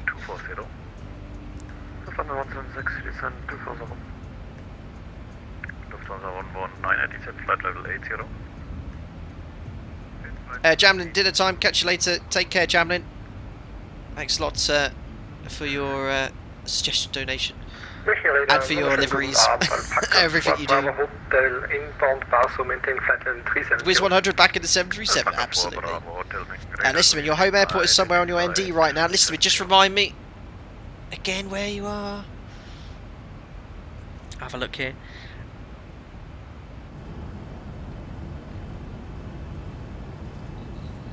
Lufthansa 2029, contact your control is frequency 135. Android 2010, do you know if any carriers or airports have rules to reduce greenhouse gas emissions? Example, taxi with engine, one engine, always taxi, or take ground power, ground air conditioning. What's that for me? Android 2010, I wouldn't say it's more for greenhouse gas emissions, but more for saving fuel money. But they do actually have the result of reducing gas house emissions. So things like a lot of the things that not so much the airlines are doing, but the authorities are kind of approaches are becoming a little bit better designed, so allowing for more continuous descent. So that's, well, say continuous descent, but continuous descent would allow for the engine to be at idle for longer, which reduces greenhouse emissions, saves fuel. For example, single engine taxi as well, again it's more fuel saving exercise, but for every kilo, it's a win-win situation. For every kilo of fuel we don't burn, the company saves money and doesn't get burned into the environment, so it's a win-win situation for both, but saving fuel does save emissions.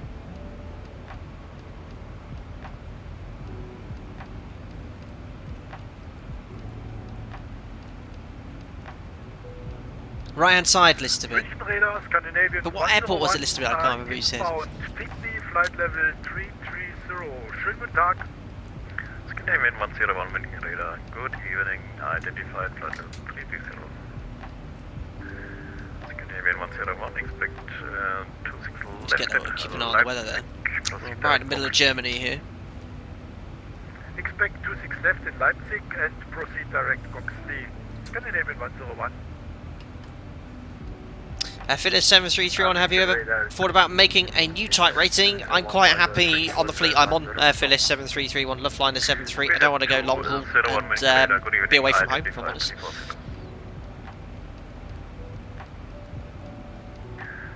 Farhad, you want me to show the wings with the flaps deploy? I'd like to see that. I'll try and remember, so when I select flaps, I'll try and go to the wing view briefly. Saskia, I wish I had a computer to be able to play X-Men 11. I only have PS4 and mobile devices. Well, I guess you're quite young then, Saskia, as you grow a little bit older and look after your savings and grow up and get a bit of responsibility. Save those pennies and whatever your currency is and get yourself a PC, or ask very nicely for a Christmas present.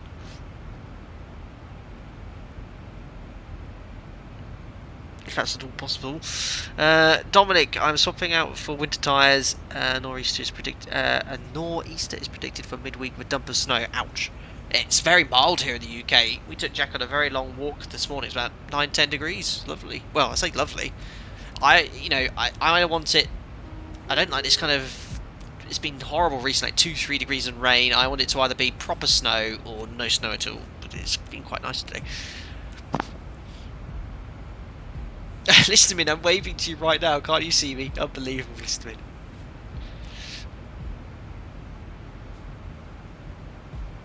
Oh, Flight attendant Joe, what is the airport with the biggest runway slope you've ever flown on? Oh my goodness, Flight attendant Joe. I mean, really, I don't know. Well, commercially, none that's comes to mind. Wilhelm Glazer helicopter, which aircraft do you plan to fly till the end of the amazing year 2020? Mad Dog, Scarebus, Boeing Heavy Metal, Ilyushin 76. I don't know. There's nothing coming up stream-wise. Mariner wants to do another Among Us stream on Flight Sim game. I would like to as well. That was really good fun on our new channel. And I also want to do a Euro Truck sim. 757 is kind of like my next aircraft coming up, which isn't the 73, which I'd like to find because I've not flown that in so long. But sometimes they're made there quite quickly. I've not done now for a while a Microsoft Flight Simulator 2020 stream. I was thinking of doing one this weekend, again in the Blériot 11, but it's so many different options to do. Sai goes, hello, rejoined after half an hour. How long to Budapest? Let's have a look here. So 0657. And we're estimating 0752, so around 55 minutes, no delay.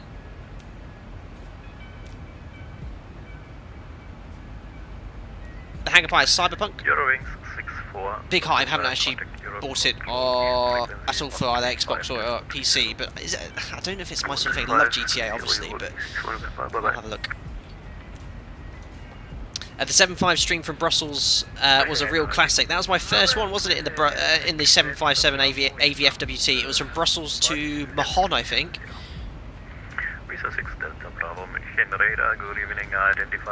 Tom Baldock, Alpaca's inaugural Bogota flight. We've been to Bogota, Tom Baldock, I think.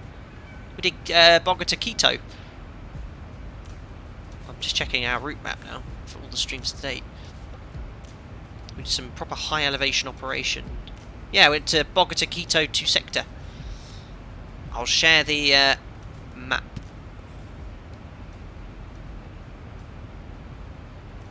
There you go, guys. So that's every single live stream to date we've ever done. I always make a little save of it on a map of the world so you can play them back. They're all linked.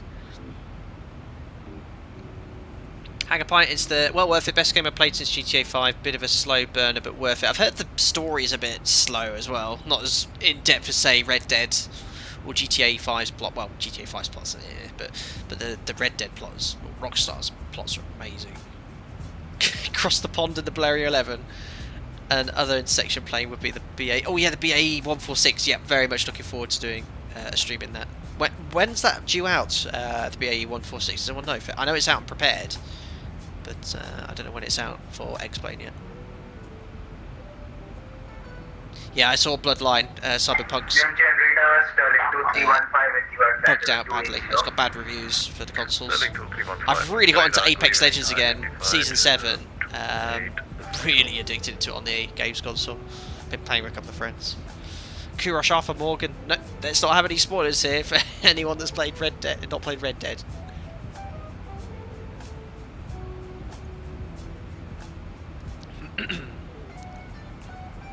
Tobias looked up the Bogota's fight. It was a 777 butter. Amazing. So, looking at the VATSIM map, there's a look at the amount of traffic still in. Oh my God!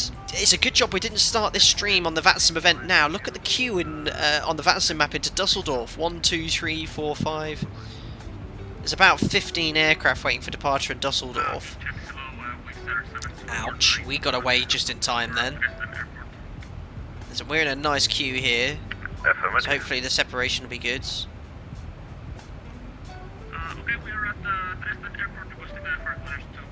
Do the BAE 146 Queen flight for Lizzie Windsor. What could we call it? Alpaca something. What would be a really good word to represent the royal family? 5 whiskey departure route, flight plan route, climb initially, altitude 5,000 feet, squawk 1,000. Mr. 7249, Bravo 22 for departure, Marine 5 whiskey, flight plan route, Cyberpunk is on a discount, which after received a patch or two to fix any glaring issues, and Steam knocks off about 50-40% of the price. It reminds me of that, remember when No Man's Sky was released, all the hype built around that, and me and my friends were really looking forward to playing that, and I didn't pre-order it, I nearly did, but that was a right mess when they released it. It was nowhere near complete. I've heard that's quite good now, but I've not actually ever played it. 290.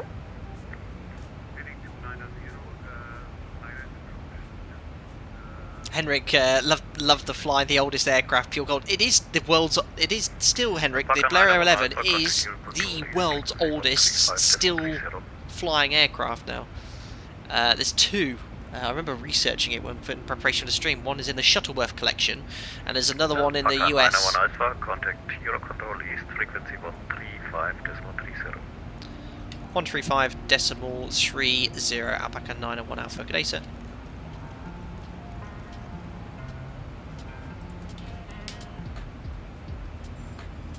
Oh. Trader 51 Charlie. You can climb flight level 390. So everyone's ATC controllers are sometimes hugely different in volume. Huge difference in volume. We prefer lower, so we will descend to 350 initially and go to Unicom 122 decimal 8 with F1 Charlie. Okay, bye-bye. Your control Alpaca 91 Alpha, maintaining flight level 370 inbound to Pepik. Alpaca 91 Alpha, good evening, Euro Control East identified. Perfect. Now is that a VATSIM thing? Eurocontrol East? Alpaca 22 Golf, I think that's just like when a large area of ATCs is online. So we're just about to cross from Germany into Czechia, and that would be usually Praha.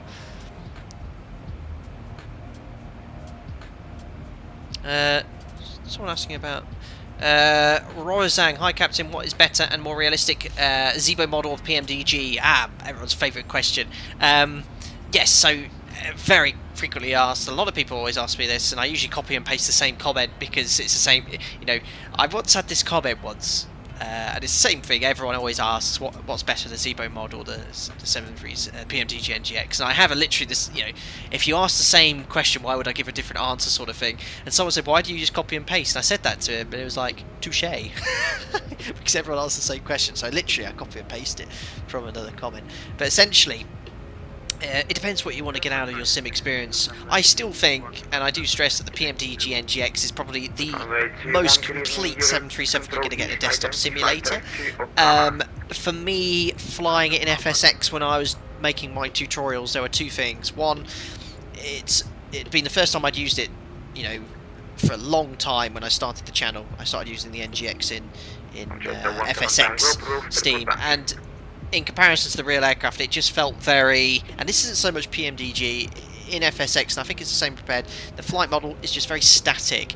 It's based off this kind of tabular based flight model, and it does work, you know, this table you can program in all sorts there, and it does sort of feel there, but it just felt so artificial. A classic example is if you jump into PMDG or any aircraft in that sim, you literally stick the nose up at 5,000 feet per minute, add some thrust, let go, and it just stays there. It just slowly pitches down, but it doesn't really react well with outputs. But the actual aircraft itself, very complete, all the bells and whistles. The VNAV function is different to my operators, so I wasn't so comfortable using that one, whereas ZIBO's programmed it based off the most common, which is the idle path descent. So yeah, that's what I say. What the ZIBO, so if you compare the ZIBO, say, to the real aircraft is, if I was to set firstly, I have to say thanks to Magpie, who's bought some Alpaca Airways cruise socks. What? What's the comment? These two pairs of socks, what? Magpie said, hold on, I need to look at the picture of this. Oh, I can't even read it. Well, Magpie, thank you very much for buying the Alpaca Airways cruise socks, you legend. It'll be the talk of the town and the local wherever sees your socks. I don't even know. Thanks, buddy. Right, anyway, thanks, Magpie. Yeah, why did I switch to X-Plane 11 to ZIBO mod? You might be asking then if I feel why the PMDG is still very good, which it is. I was invited over to the ZIBO mod, checked out X-Plane 11. I was just literally, this is early build ZIBO mod where wasn't nowhere near as much functionality as we have now. I was just like, wow.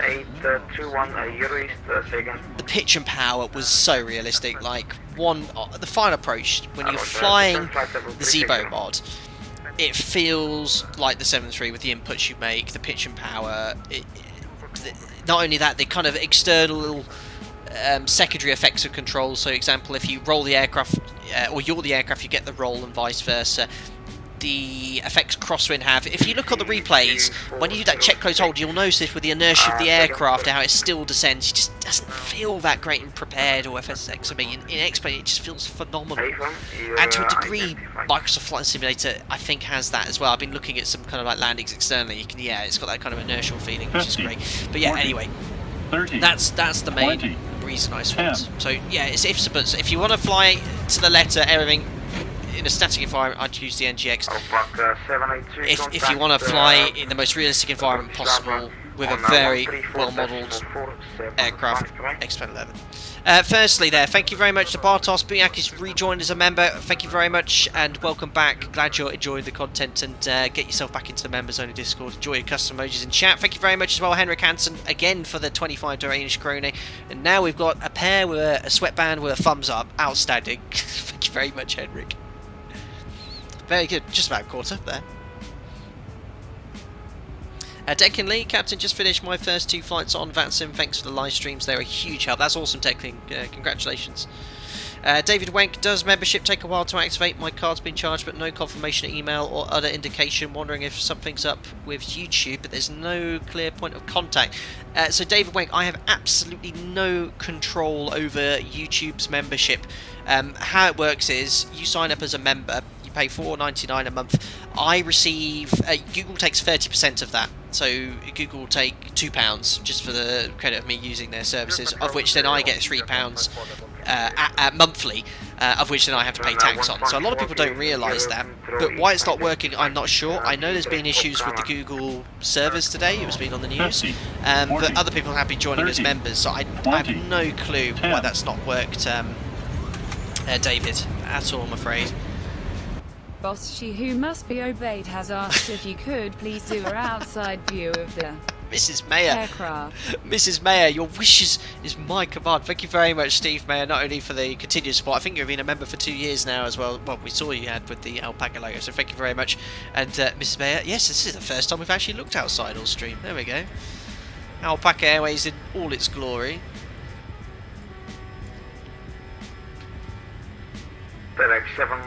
David Wayne, yes, I see. Okay, thank you. Sorry, I'm really sorry, David. I can't help more than that. If you've tried pushing join, you're paying the fee, but you're not coming up as a member. Though I don't, you know, does it say join still? You're definitely not signed up as a member because straight away, as soon as you push that, you'll go green in text with the epaulet of your rank. So.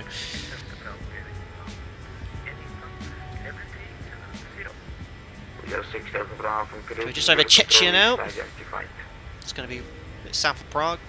We should actually think about starting up our setup here. Kanye Modes, is that a real plane? It's as close as you're going to get in a desktop sim to a 737, but we're in X-Plane 11 flying the ZIBO mod.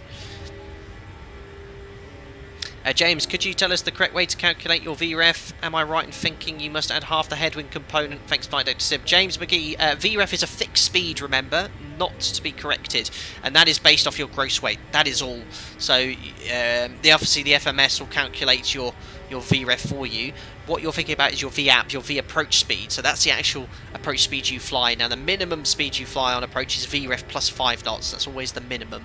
And then for every knot of headwind, you take half that, up to 10 knots initially. So if you take 10 knot headwind, half that is VREF plus 5, so you don't need to make a correction. If you've got a 20 knot headwind, you take half of that component, that's 10 knots, and you fly VREF plus 10.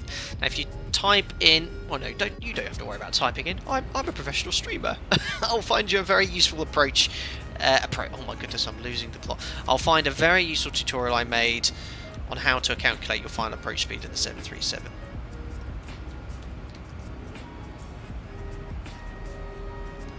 It's one of my oldie goldies in the PMD GNGX. Good evening, Cadillac 7982, flight number 330. Cadillac 7982, good evening, here, control east, identified, direct to Babka. There we are. So that tutorial is how to calculate your final approach speed. Agger Pilot saying to David, Google Service had a major outage today worldwide. Maybe it's still a bit glitchy on the join process. Possibly, Agger Pilot. I mean, we've had 2 members join already, so I'm not sure what could be causing it. Alan Hughes, I see on this external view there's no alpaca image, which I still have on my aircraft opportunities and updated CLL. So Alan, are you saying that other aircraft on X-Pilot are not appearing as Alpaca Airways, Alan Hughes? Because you should just need the livery. As long as you've got the updated livery, which is in the Discord server, you should be able to do, or you can use the command !livery to grab this one. Papa Alpha Delta. Fiona Mayer, thank you. You're most welcome. There you are. Look, another exterior. I'll even give you a fly past. Look.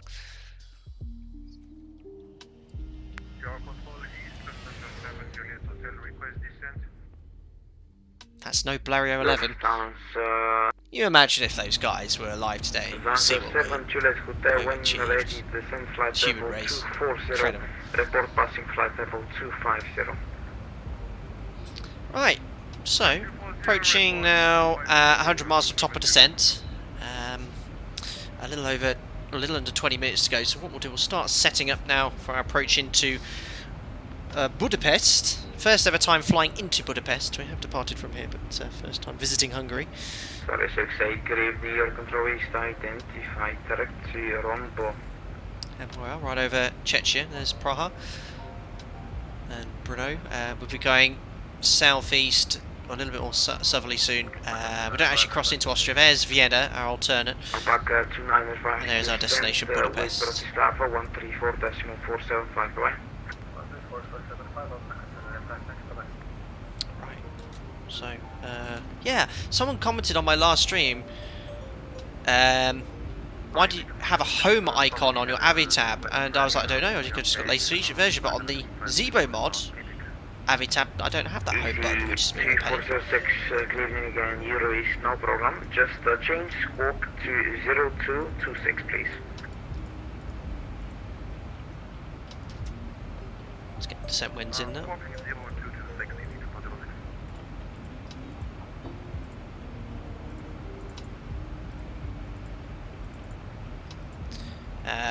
006 at 47. 200 is 002 at 23. And 100 is 000 at 006. All the zeros. QNH in Budapest of the latest meta. Oh no, have we got any 80s actually? Let's check that first. Lima Hotel Bravo Papa, we do have 80s. 132375.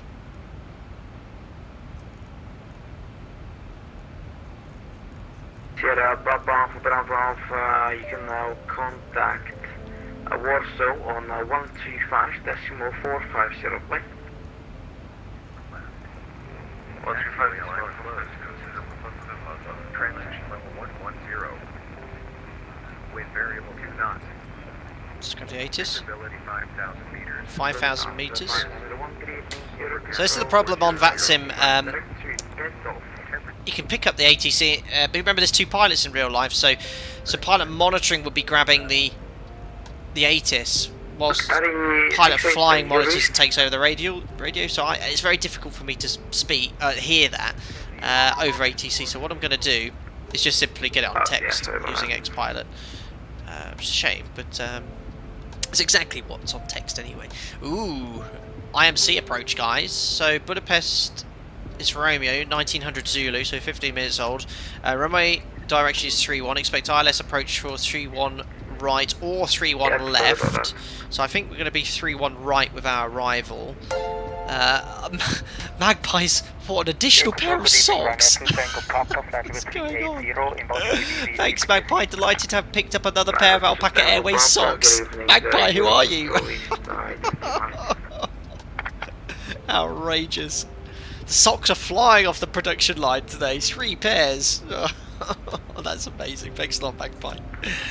Variable 2, right, here's the weather in Budapest, information Romeo, variable 2 knots, 5,000 meters visibility, expect runway 31 right or 31 left, taxiway Lima's closed, transition levels 110, overcast at 400, so it is approaching the limits for Cat 1 ILS here. Temperature's 2, dew point 1, QNH is 1022, so it's also in freezing conditions. Okay, so we should be alright, it should be okay. Welcome. Thanks for subscribing, Ekan Turan and Tiger Junior 1305, welcome aboard. Right, QNH 1022 is preset. So it's 2 degrees, low visibility, so we could potentially get icing on the approach here and the arrival. No snow or anything signs that, it's just low visibility, very cold. So QNH is preset here. Let's have a look at the arrival. 7 Juliet Hotel, Unicom 122.8. So expecting our Fox 1 hotel. The station before that, say again. approach is going to be pretty sure 3-1 right. Pretty sure. Via Nikra. It could be via Atiko. Keep an eye on ATC here. So, I love these arrivals, they're my favourite. Don't have to do anything.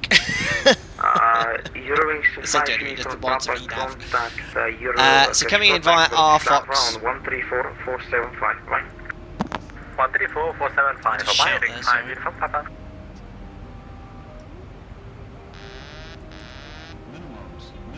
Thank you very much, Peter. Zabo's joined as a member. Welcome aboard, buddy. Control is good evening. Magic Sun to X-ray uniform inbound through the double 260. Glad you enjoyed the content. You'll get invited to our members only Discord. Enjoy your custom emojis and chat as well. Magic Sun to X-ray uniform. Good evening. Euro is so loud, ATC, guys. Sorry. Yeah, you'll get invited to our members only Discord as well, and to all the members that have joined this evening, thank you so much. To get into our Discord, search on Google, YouTube, Discord, synchronization, follow the steps there. Make sure you do the Discord step in the Discord web browser version, not your Discord mobile app or desktop app. Thank you very much. Wicked, right, so starting from R Fox, just make sure not to turn AC down too low now.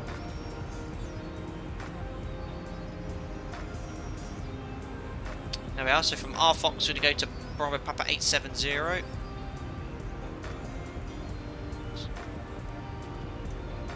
we are, Bravo Papa 870. Then we're going to go to Bravo Papa 871, 872. All packs, we've got max 230 knots, so we do need to put that in the FMS, it's not been programmed. 230 or below.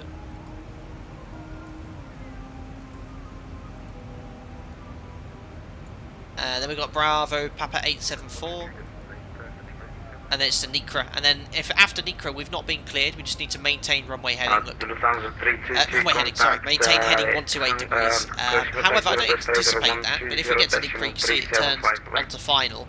I'm just going to go heading, select maintain runway heading. And we've got 230 knots out of 4,000, so that checks in the FMS as well. Now, what's very likely to happen if we don't get vectors is via Nikra. We're going to go on to Bravo Papa 865, which is on the extended centre line. Now it says 3,000 feet or below. I think this is a ZIBO's thing recently, or not necessarily ZIBO. I think it's Navigraph's is putting the initial fix altitude always at or below, when it necessarily isn't. In fact, what I want to actually do is put at or above. And I've noticed not only in the ZIBO mod, it did it in the tow list, I think, or the INI builds. One of them it put us below. It just seems to be that Navigraph on the initial fixes, but always putting it as and below. Just leaving you massively low on the approach. God, this guy is so loud. I can't turn it down anymore. It's like literally as low as it goes. So after Bravo Papa 865, we're going to go to 864, which is here at 6.6 DME, and that's at 2,500. Which is the point at which we intercept the glide slope. And you can see that is mandatory 2,500, but not this 3,000. If you're at 3,000 feet, you're going to be way too low. That's it, so we'll intercept that at 2,500. That checks in the FMS. Let's load the frequencies up now, so 109.5.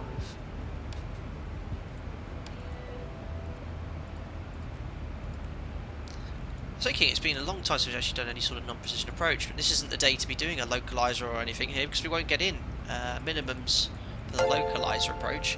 Oh, thank you very much to Hangar Pilot, who's bought the Keep Calm and Sim On mug. Thank you very much, buddy. He says, there's Dad's stocking fillers sorted. Thank you very much, Hangar Pilot. Oh, and the 4th pair of socks are going flying out today, and that's also you. It's also going to Dad's stocking fillers.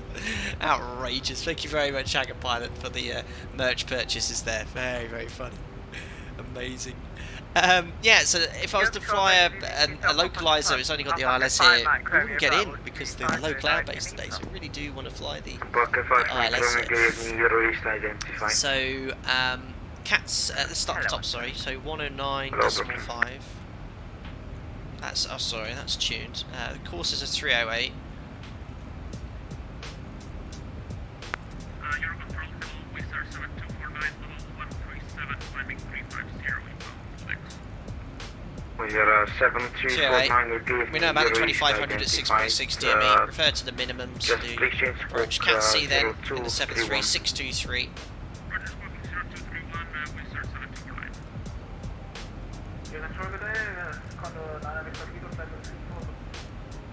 Niner Victor Kilo, good evening, Euro East, set identified, set squawk That's it, 0232. Intercept the ILS, down we go, down to the minimums. Please on the left, approach lights. Category 2 approach, and we have to go around, we can do the, no, I've missed approach, climb on Bravo Papa 863, max 185 knots. Bravo Papa 863, max 185 knots, so this will be a right turn inbound to Tapio Sap, 15.9. Euro Control, good evening, Lufthansa 1958, level 300. He sounds like a Lufthansa pilot. And then we're kind of 3,000 feet, 3,000 feet. There we are. Very cool. Good evening, Euro East identified. Proceed direct carefully. Direct carefully, Lufthansa 1958. So here's the airport, and we'll go for some parking stands as well, apron 1. I'll back 1 allocation 901 Alpha, contact Bratislava 134475, good night. 134475, I'll back at 901 Alpha, bye. So just avoid checking with Bratislava. No, that's not the chai one, it's apron 2. That's better. So, landing performance then.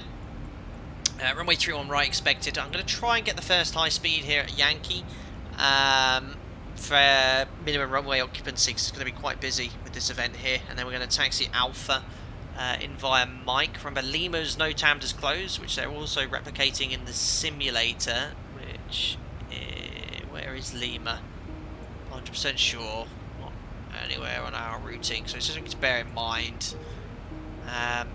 But yeah, we're going to go Alpha. Yeah, here's Lima, so I think here might be closed.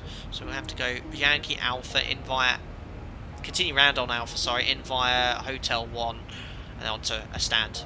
That's going to be most likely our routing here. I'll just check in with Bratislava before we do our landing performance. Approaching top of descent shortly. Bratislava, good evening, Alpaca 901 Alpha, maintaining flight levels 370 inbound to Pepik. Alpaca 901 Alpha, good evening, Bratislava, radar contact. Excellent. Eurowings. There's Captain Monster here, for he'd be loving this. November, when ready, descent flight level 170. Turn him down. Yeah, the mod's just turning a little bit prematurely here. 5 miles away from Pepik and it's turning. It should be, you know, literally just before it going right over the top. That's a little bit. I'll just take a screenshot for that for ZIBO. Pain. I'm just going to save that so we can show it to ZIBO. It's just a little bit. Yeah. It's okay. You can see it's just correcting itself. It's a little, you know, it's a few little bugs that creep in occasionally. It just seems to be a little bit ambitious. It's a little bit ambitious with that turn inbound to November India Tango. And now it's just realised going back to that Magenta line now. I'm just going to help her out a little bit. Just go direct to knit. There we go.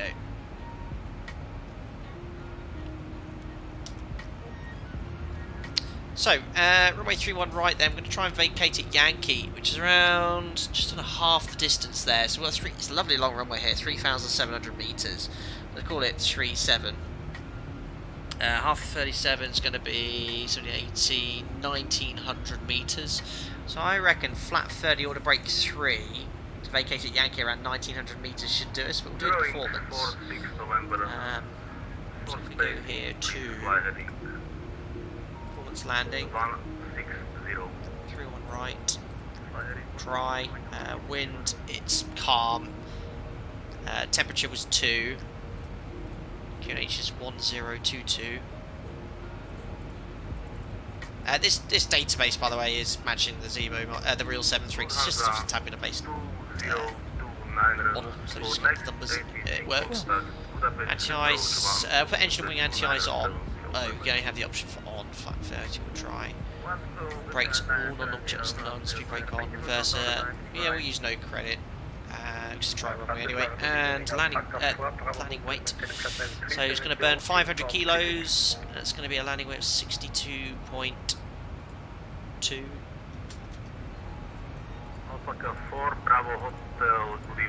Let's check that out.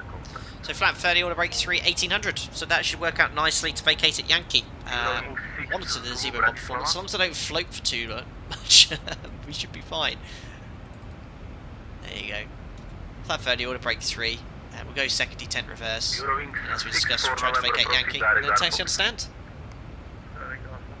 Tobias, I can smell that non-but already. Tobias. More confidence, please.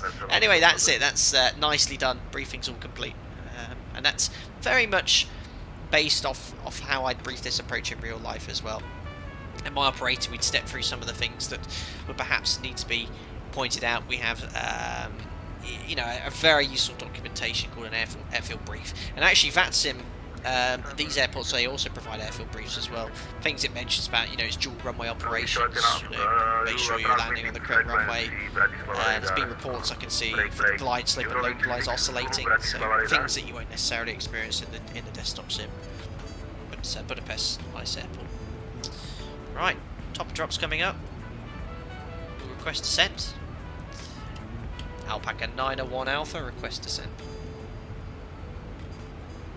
Alpaca 901 Alpha, descent flight level 340. Descent flight level 340, Alpaca 901 Alpha. Get your togas. Alpaca Togas? 901 Alpha. No, don't get your togas in chat. Get your top of the descent in chat. There we go.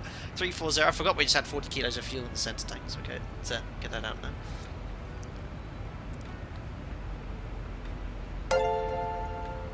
Oh, Christoph has bought a Keep Calm and Sim On mug. Thank you very much, Christoph, where you are. That's very kind of you. Just going to put this frequency. Stand by. Very kind of you. We've got several mugs now. Mariana is the merch master. I have very little input on it. She's even made some alpaca hoodies recently as well, which is pretty cool.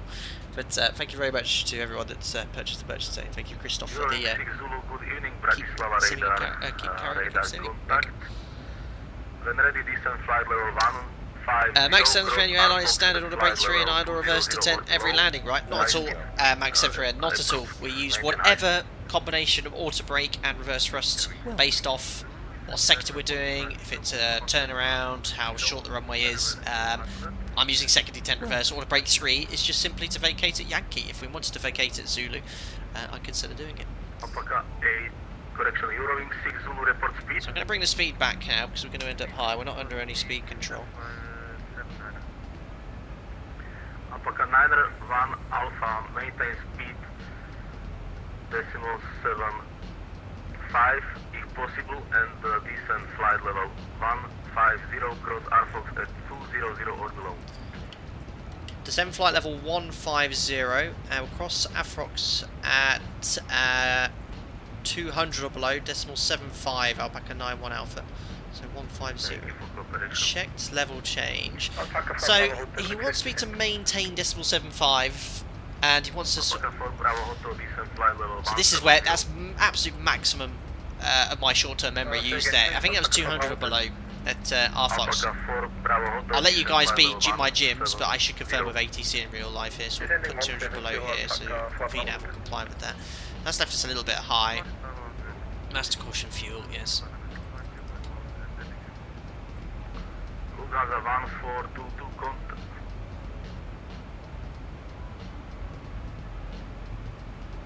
Dominic C, order break 2 is enough for Budapest 3 on right, wasn't it? I'm based there. I mean, with 62 tons, I'd just use order break 2, order break 3, and let it roll.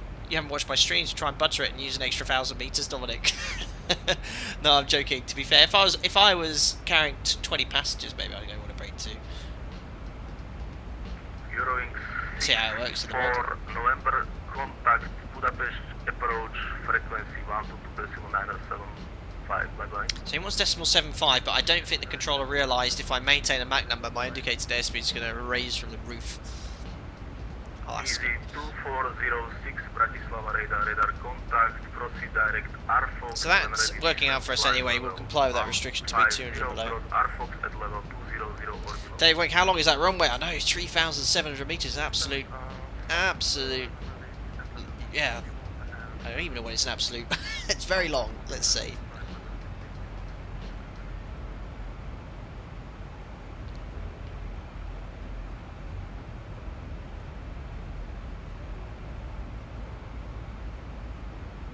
profile's coming back anyway. You can see our green bananas coming.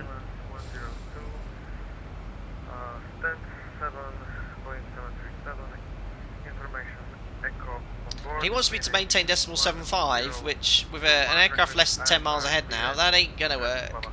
Because he's gonna be doing less than 300 knots for sure. Airlines 120. Bank angle limit, unbelievable. Yes, we're good. Departure out of runway. Please check your flight plan. This point did not exist from 3rd of December. Check your flight plan, please. Eurowings 6 Zulu for next ATC contact Budapest radar 1 Getting busy, to but decimal he needs to start slowing us 975 down runway. here because we're getting right on top of this aircraft. Eurowings 6 Zulu 1 to 2 decimal 675. Thank you, back. 975. Yeah, that's right. 1 to 2 975. Eurowings 6 Zulu. Thank you, please. Bye.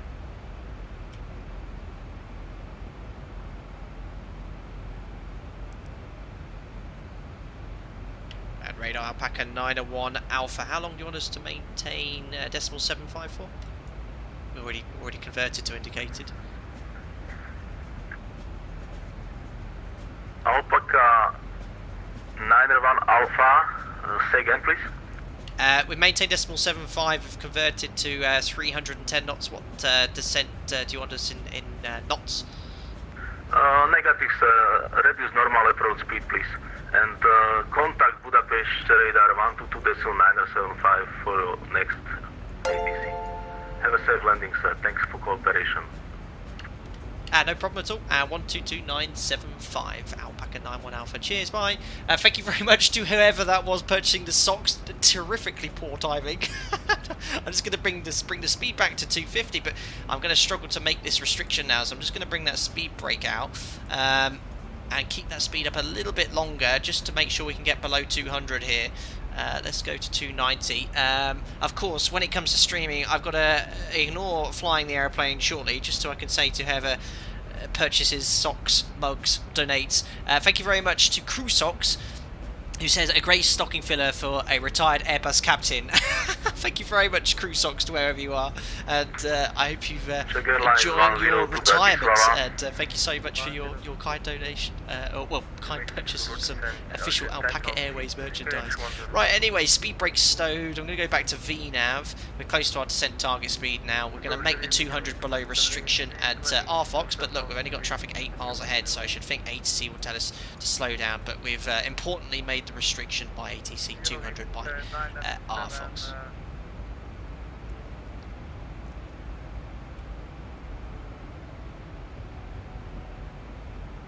I've got a little brief level segment here, so what I'll do, the aircraft will level off if you push out to events and then descend at 1,000 feet. Budapest Control, Eurowings 6 for November, we're holding 120 for now, we got traffic right below us, 1,000. It's sounding busy. I've heard two. For November, turn right heading. Could be busy for these guys. 040, right heading 220. Right heading 220, Eurowings 6 for November. Budapest approach, good evening, Alpaca 901 Alpha, descending flight level 150, inbound to Bravo Papa 870, and we have information, Romeo 1022. Alpaca 901 Alpha, Budapest approach, good evening, identified descent to 10,000 feet, altitude by the QNH 1022. Descend altitude 10,000 feet, QNH 1022, Alpaca 901 Alpha. The 10,000 feet set, at my operator again, as we were saying earlier, immediately set the QNH, passing 1022 set, passing 19,100 for 10,000 feet, and the standby altimeter is all set. There we go. Aviate, navigate, then communicate. That's not how it works here, Harold. You. It's appreciate, aviate, navigate, communicate. The AANC.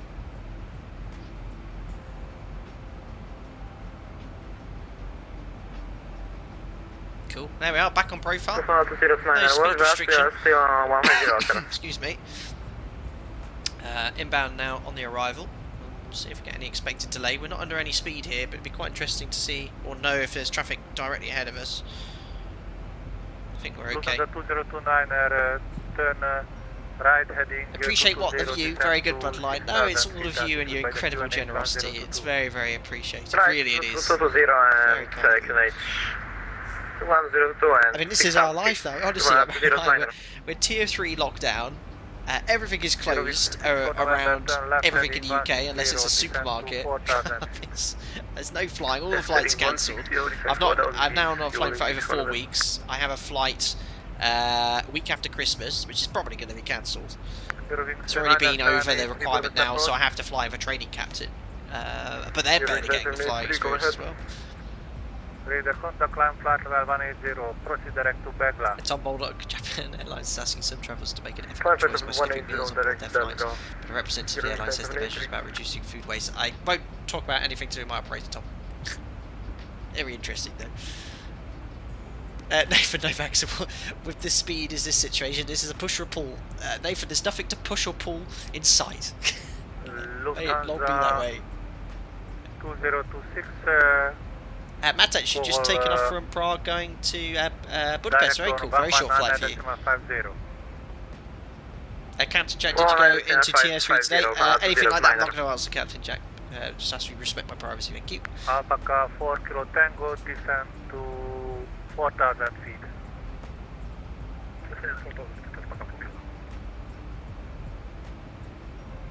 Eurowings 64 November, turn left heading 130. Same in Munich, said Raycon, yeah, crazy times.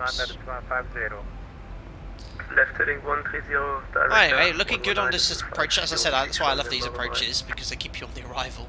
Descent planning wise, there's not much that can really happen. Engine anti-ice on, yeah, when we approaching IMC, we'll stick the engine anti-ice on. Put the seatbelt sign on now though. About 15 minutes to landing. But yeah, one of the things I love about the ZIBO mod as well, you know, how difficult it is to program an idle. 10,000 feet, ring 5 Uniform Papa. Do you know how difficult it must be to program VNAV? This is an idle path descent. Basically, ZIBO has made you or programmed something that will calculate. ZIBO has made you something that can calculate where to initiate top of descent, take all the restrictions into account, and fly the approach with idle thrust, so the aircraft has to work out an attitude to pitch at to maintain its target speed with nose thrust, and look at it. The real aircraft doesn't even manage it as accurately as the ZIBO mod does in most days. It is so impressive. It is the best VNAV modelled aircraft in a desktop simulator. It is absolutely brilliant. I mean, and now in real life this magenta bug goes slowly back. But what it's doing here, look, it's now going, right, we're approaching our top of descent point. Our point at which we have our next restriction, which is 250 below 100. And look, it's calculated all this into VNAV. It's absolutely incredible. And that is taken him years to perfect. Occasionally an update makes it a little bit broken, but he soon quickly can revert it. But further adds features to it. So loud. That's the problem with VATSIM. I wish they had something that could level all the volumes. Like if some people are louder than others. Descending 10,000 feet, QNH 1022, Alpaca 4. And I could even hear ATC, and then the response is like very loud. Tango descend to 4,000 feet, call director 119.50. Have a nice landing, bye-bye. Yeah, look, he's nailed it. Look, we're coming up to 10,000 to be at 240 below 100 in this case. Sorry, say again, heading 5 Uniform Papa. Eurowings 99783, call Bratislava radar on 134.475.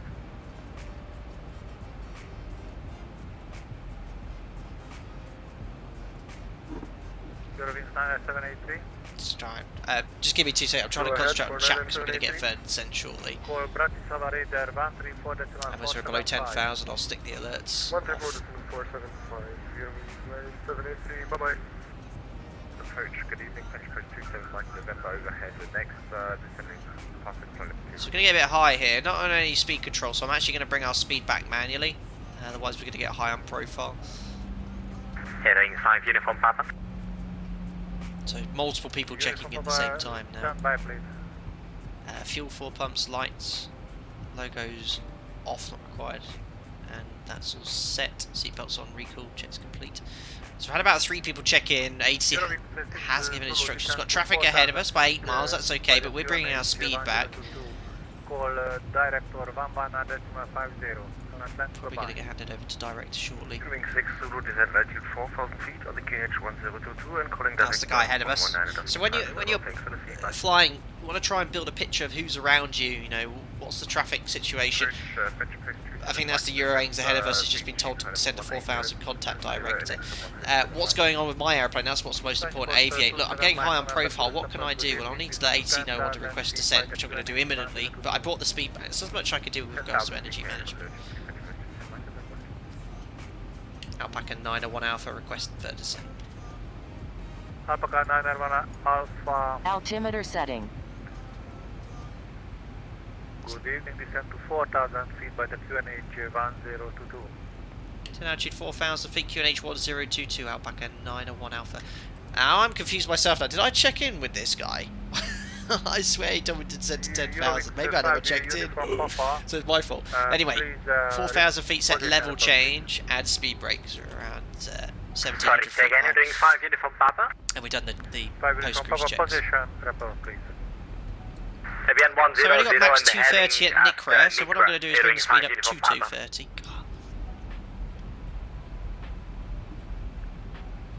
And that should be okay for us.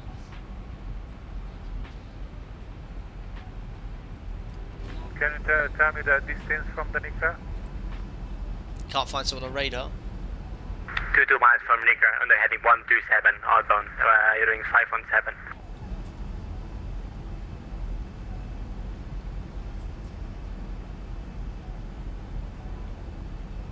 Alpaca 4 Bravo Hotel, request for descent.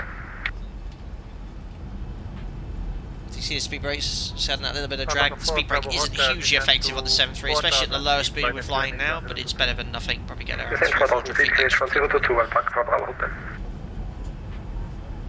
Eurowings 5 Uniform Papa, call... So what we're going to have to do, look, remember, is maintain the heading. Don't leave it in LNAV, because that is not the clearance, so what I'm going to do is go heading select now, because that is the clearance. Look, obviously I was expecting a straight turn here, so what I'm going to do is stow the speed brakes. I don't look, there's traffic ahead going in this direction. I'm not going to be turning in final here. I just realised I forgot to do my fixed rings, look. Maintain present heading, descent 4,000. Now it's doing that thing where none of the buttons work. Oh yeah, there we go. Oh, I've accidentally now unassigned my FMS view. Alpaca 901 Alpha, call Director 119.50. Understand, goodbye. 19.50, Alpaca 901 Alpha, data. So we'll go over to Director now. Approach, hello, from Papa. Eurowings 5 Uniform Papa, heading 220. 220, thank you, Ring 5 Uniform Papa. Lufthansa 2029er, turn left heading 340, clear. I missed my fixed rigs. 340, Because I've been flying that Airbus so much. 31 right, 5 miles to configure because we're in IMC. Eurowings 6 November, contact tower 118.15.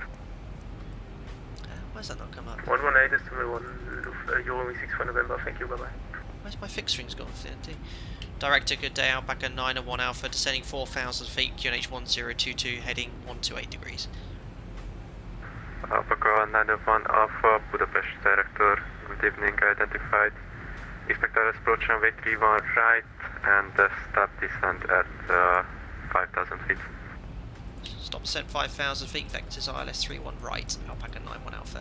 So 5,000 feet set, and now we can go back to level change. So my operator, when you get a stop descent, you immediately push out hold, and that will stop the aircraft descending immediately, and then it'll actually slowly climb back to whatever altitude you pushed out hold. Once you've reset it, then you reselect level change. Cool. Yeah, I was just wondering. Oh, there's my fixed rings. Strange. On the map, it's not displayed it. which is outside of range. But yeah, now we've got the opposite problem of being high from going very low. So what I'm going to go is go vertical speed, literally 500 feet per minute, guys, because we're heading further and further away. We're already now 18 miles away. Oh, everyone's 80 is so loud. Bravo Hotel, Budapest director, good day identified. Let's approach runway 31 right and Mayday 5000. Turn the music off now as well. So we're getting into the approach phase. Maintain 5000 feet and expect LS 3. Remember, it's very low cloud base as well. Quick to Bravo. Everyone's saying about engine anti-ice. Yes, we're not quite in it. Look, we're just about to go in it. So as soon as that looks like we're about to fly into it, we'll turn it on. I think it's about now, to be fair. So we'll put your engine anti-ice on. So yeah, we're getting lower and lower and lower. Actually, 500 feet is kind of like the minimum ATC would expect, but look, we're going to be going really far out now. Cat's free approach, yeah, it's overcast at 500.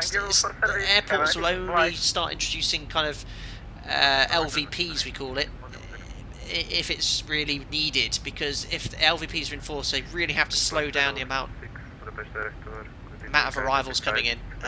The capacity reduces, so it's fine for Cat 1 at the moment. But we'll see, you know, Active Sky has a tendency of giving you the completely incorrect weather, what Explain does. Wing 6 Zulu, clear ILS approach runway 31 right. Wing 6 Zulu, clear approach runway 31 right. Bit of a separation issue, that's quite close. Alpaca 4 Kilo Tango, can't see him through the cloud. Clear ILS approach runway 31 right. Can't see him.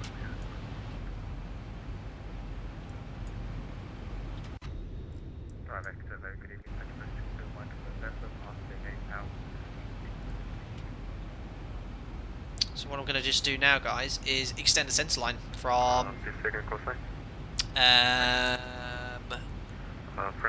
866. 865, sorry. So what you need to do there, bring it to again one left, put the final approach course in here, 308, and that will give you an extended magenta line to intercept. When you're going this far out, there you go, and that's actually how low we are, 3,000 feet. 901 Alpha, turn right heading 280. Riding 280 degrees, Alpaca 91 Alpha. There we go. So by extending the centre line, I've given myself a depicted and extended centre line, which visually improves the picture on the ND, so I can see where we are in relation to the centre line. And I can use LNAV to intercept, because you know, Explain, it doesn't radiate the localizer or ILS that far out at all, which are about 20 miles, where you can actually technically intercept the localizer. You know, you can pick up the range in real life much further out. Not that you can necessarily use it, but you can use it. Bloodline looks like an intercept heading, yeah, that sure does.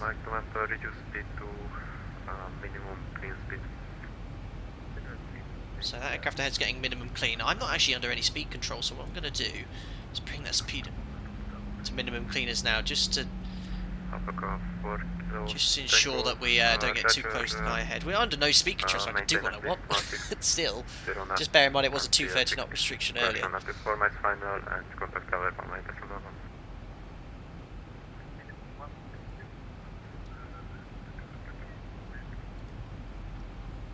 Good though, guys. Guys, if you're enjoying this approach as well, don't forget to smash the thumbs up button. We're about to enter in some pretty IMC conditions here. Low cloud base. We're trying to get off of the Cat 1 ILS. Very busy here in Budapest this evening. And see how we go. Just need to confirm we're being cleared to intercept the localizer now. If we haven't, we have to go straight through it. We have to wait until clearance. 31 right, maintain 6000. With 6 Delta Bravo. 5 Uniform Papa, descent to 4,000 feet, fly heading 310. Gonna go through the localizer. 310, 4,000 feet, I know he doesn't want. Uniform Papa.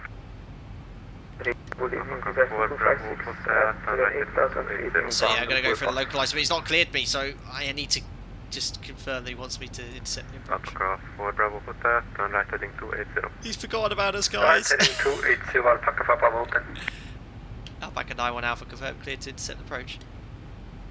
Alpaca 91 Alpha, yes, sorry, you are cleared for the ILS approach runway 31 right. Cleared ILS approach 31 right, Alpaca 91 Alpha, no problem, buddy. Good job. So yeah, don't You know, this guy's working very hard. You know, his VATSIM controller. You know, if you see you've missed him, don't get mad at him. You know, he's working really, really hard. So just give him a little friendly nudge like that. We've slightly flown over it. He just forgot about us. You know, that was all. So I've used LNAV because X-Plane 11 guys. I need to email them on a research. Please increase distance at which the localizer and glide slope radiates from. You know, there's no information on localizer and glide slope yet. You watch, look, it will come in at around 20 miles or so. The current distance from the runway is 22. So there's no other way to intercept it apart from extending the sense line or just guesstimating it with your heading. It's a bit of a pain. I'll make sure I've not done anything stupid. Look, 1095 is the active ILS frequency, and that checks the FMS 109.5. You watch, it will come. There we go. Right on cue. 20 miles. It's too late, you know. And look, it just shows you again how accurate the ZIBO mod is. You know, everything's programmed correctly. We're on LNAV, but it's right on the magenta line, approaching 17 miles, which is the useful operational area for the localizer. We can arm for there we are, localizer capture, runway heading 308 set. So we are now actually on the localizer. Got traffic joining both sides of the approach there. And David, when in reality it's way more than that. Yeah, I mean, technically the localizer we only want to be using around 17 miles anyway, but you can pick it up way before that. I mean, 45, 50 miles sometimes it'll radiate up to, but it's not to be used at that point anyway. Alpaca 901 Alpha, localizer established, ILS 31 right.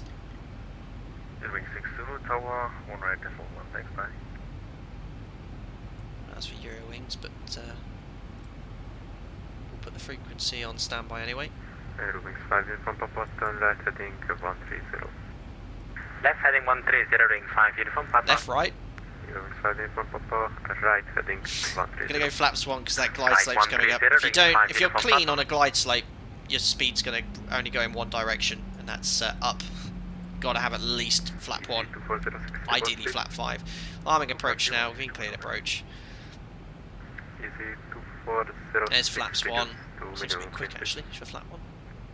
Flap 5, just to that person that asked, look, there's your flap extension.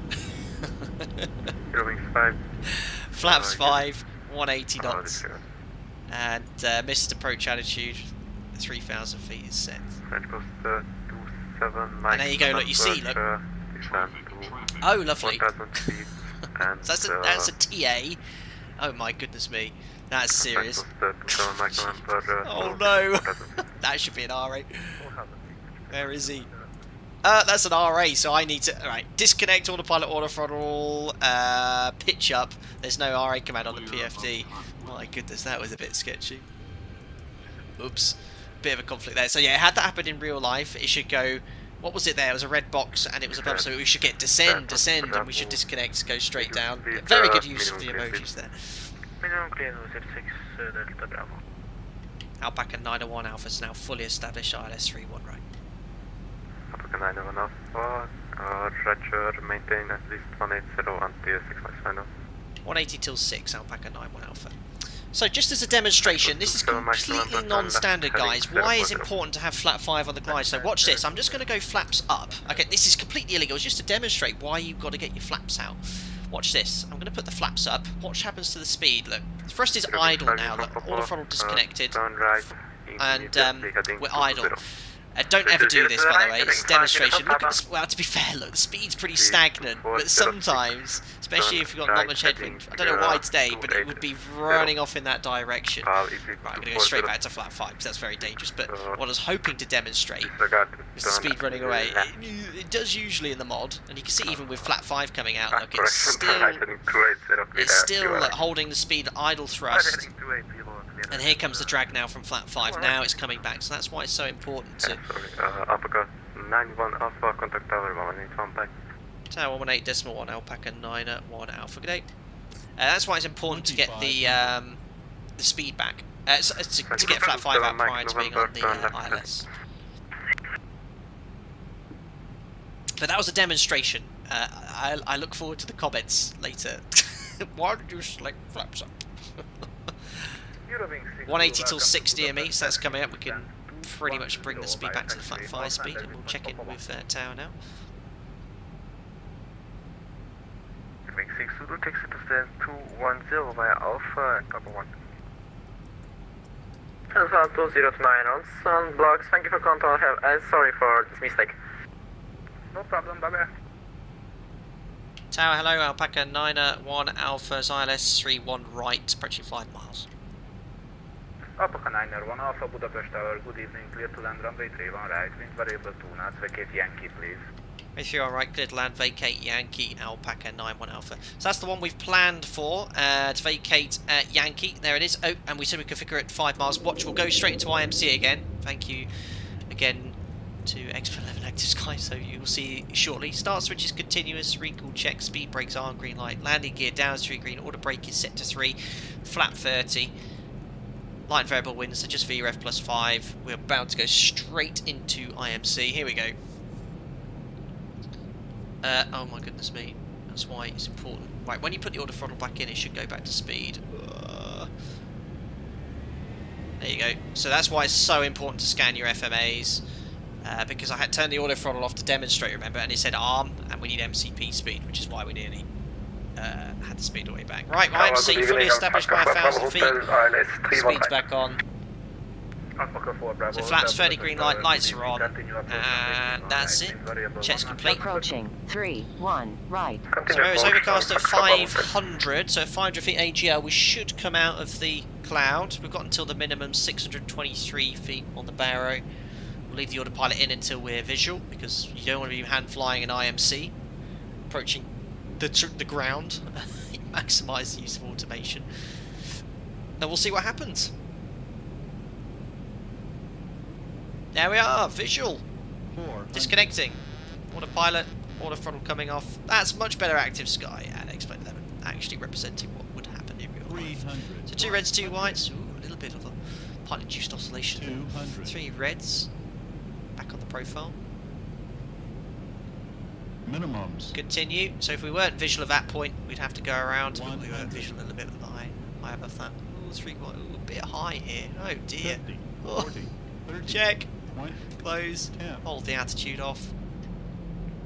Come on, I need to get down sooner rather than later. There's a butter. Right, speed brakes up. Reverse is green. Idle. That was a bit high though. Very high at the latter stages there. I'm going to manual braking. Remember, he wants us to vacate at Yankee. 100 knots. 80 knots. 60 knots. I reverse. Ladies and gentlemen, welcome to Budapest. Well, that was fun. That was very, very nice. Alpaca 4 Bravo Hotel, clear to land, runway 31 right, wind variable 3. That's why he wanted us off, because he's got someone right behind us. Clear to land, 31 right, and vacate Yankee, Alpaca 4 Bravo Hotel. Alpaca 9-1 Alpha, welcome to Budapest, taxi to gate 43 via taxiway Alpha and exit point Papa 1. Gate 43 via Alpha, Papa 1, Alpaca 9 Alpha. Cheerio. Perfect. Retracts off.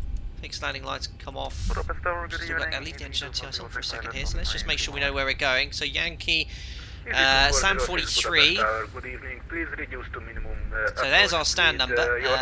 We've just come off there. There is. What's this in via Alpha and Papa 1?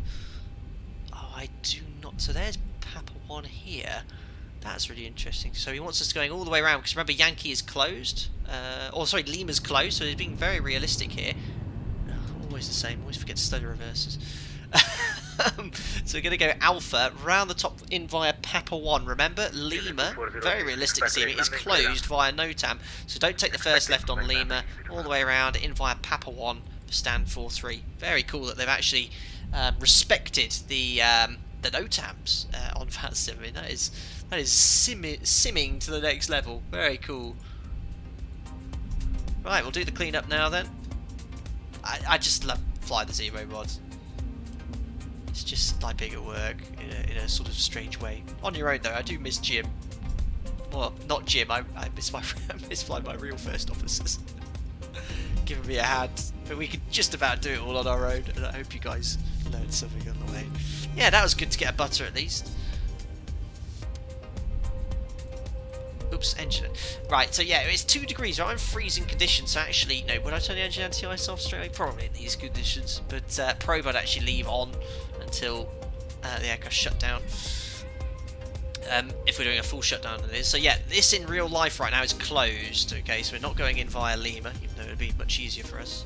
Long way around in via Papa 1. So yeah, it's actually worthwhile checking the node tabs if you're even going on the sim online. But yeah, very well ran event by VATSIM Germany and VATSIM, well, I guess Hungary. I don't know what the unit's called here. I think we're quite lucky we were some of the first to get away. Otherwise, it was getting very busy. I remember checking en route there. This scenery, by the way, it's by, I'm going to make a note of it, by Ekray. It's completely free to download. Absolutely beautiful looking depiction of Hungary. Budapest International Airport. You do need a lot of libraries installed, but it does look very good. The tower looks excellent. Last station calling, again, please. Yeah, there's always some fantastic free sceneries available on Explain 11. French post 210 Mike November 7 mile 5. Adra Ukar, good landing, thank you. Here's Papa 1. What was our landing weight? I think it was less than 63. Let's do some single engine ops. Taxi in, shutdown engine number 2. Alpaca 4 Bravo Hotel, taxi to gate 44, via taxi Alpha, exit Papa 1. That's faster caution ELEC for the engine spooling down, take the next left. A little bit fast for this turn, should be 10 knots.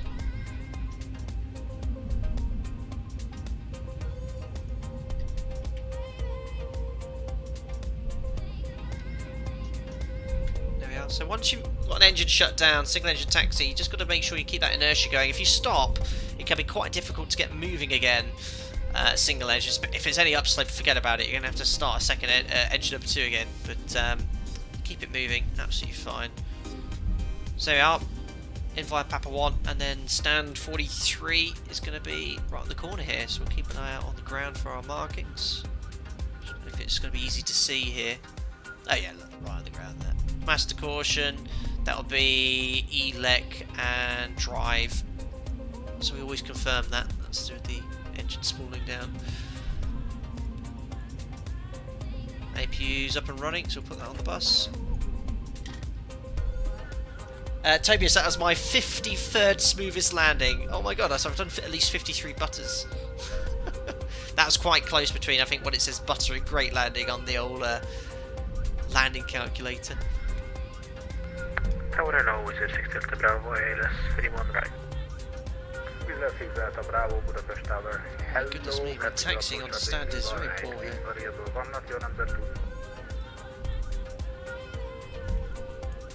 Saying go right, okay. I don't think that's accurate. I feel a bit right of centre line. I'll thrust now anyway. Oh look, there's a guy sweeping the floor. Oh no! Stop. There we are. Very, very good. Right. There's parking brake set. 2 blues, 1 red, engine's dead. Ladies and gentlemen, welcome. First of time flying here to Budapest. Air bridges as well. Mega.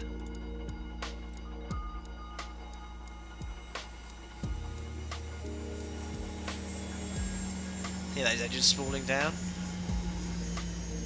There's quiet tension. Yeah, don't comment on that. Doesn't necessarily look like he's sweeping, does it? That guy is very static. That was very good of him to program that. This guy is also not doing much as well. Amazing. Who else have we got here? Brushing stuff around here. We've got an alpaca pulling in behind us. Mega. Nice approach. That was all went very well. Very, very well done by VATSIM, the ATC controllers getting us in there. Did a great job. Nice, busy flight. It was just perfect. Just the right amount of traffic.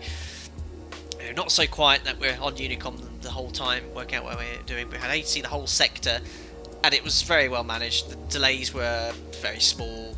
We got ahead, I think, of the crowd. So I always try and stream around these VATSIM events. I'll always keep an eye out there because I know some people like to join in on the sector as well, which is pretty cool. Got an alpaca pulling on stand next to us as well. That's superb. Let's have a look at some of these comments on the approach. Didn't go too crazy today because it was actually a butter. Lots of butter emojis from the members, thank you so much. Nicely done, Captain, thanks HD Simulation. Sasuke Senpai said butter like always. Didn't watch last stream then. FS777 noticed I hadn't stowed a reverse, that's very good. Reverser. Thanks, Jim. A hangar pilot was going to join you in the A300 but had no end of issues with the 1.10 version. Oh, I'm sorry to hear that. I think that's the latest one. But yeah, 111 is out. If you have hangar pilot, if you have the IXEG and you have the Gizmo plugin, get rid of Gizmo because it causes all sorts of conflicts with the A300. It did on tests for me before we last saw the A300. Listerman, 10 out of 10 would wave to you from my hometown again. You didn't say where from though, Listerman, but I'm sure you waved. Hacker pilot, not only is he not sweeping, he seems to have a trucker's tan too. Unbelievable. Luca thinking of flying to Bucharest again to help our student.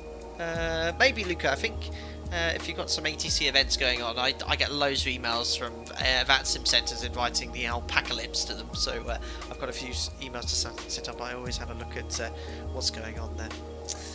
Well, wicked, guys. Well, I think we'll call that a day. Fantastic. We'll log off the network there. That was a lovely stream, guys. Thank you so much. It was a lovely chill one. Back in the ZIBO mod. This version here, what are we in again? 344.24. Yeah, we had a few little waves, didn't we, with LNAV on some of the approaches there, but it's nice, steady, stable version, no massive issues to report. Very, very happy with that. So I'd recommend if you have any of the 344 versions, upgrading to 24 is a safe bet, the latest current version as well. I'll be making a backup of this one, deleting my old backup as well. Excellent, we'll replay the landing, don't you worry about that, JT Motorsports, it's coming in quite nicely, because we'll do a little bit of self-assessment on that. I was a bit high on the approach there, especially when I came out of IMC, which is quite a common problem to be fair, but yeah, very, very cool. Right, we'll turn that music on, and of course we'll cue the funky music. There we go. So, let's pop ourselves back into the aircraft on approach here. So that's just 1,000 feet above the ground there. So just on the automation here. There we are, so we came out of IMC, disconnected here. Very funky. There we go. So yeah, I got a little bit... okay, this is okay, but at this point here, I just let it get a little bit high there. So three reds, got a bit low, corrected, and then I was quite quick enough resetting the profile. You see, I was a bit like, okay, reset the profile, I just needed to go a little bit further down on the nose. There, look, I kind of ballooned a bit, got to 3 rights, and I should be about 50 feet here, look. So over the threshold at 50. So there, I'm at 70 feet, so I'm about 20 feet too high at this point, so a little bit high. That's why I'm kind of increasing that rate of descent a little bit, it's too shallow, look. So there's ideally where we want to be touching down, but we're still in the touchdown zone. 40. Let's have a look at the butter at least. So there, I held it off. Bit of very flat runway here. Oh, I could have got a little bit more buttery. Yeah, ZIBO smoke tyres always gives us a bit of an FPS hit. But yeah, the cloud base a couple more 100 feet lower, being close to LVPs, having to do a Cat 2.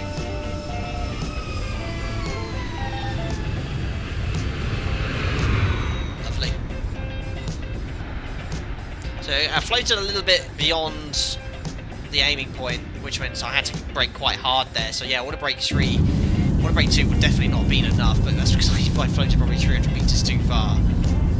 Water brake 3 would have worked out quite nicely had I been right on the 300 metre point.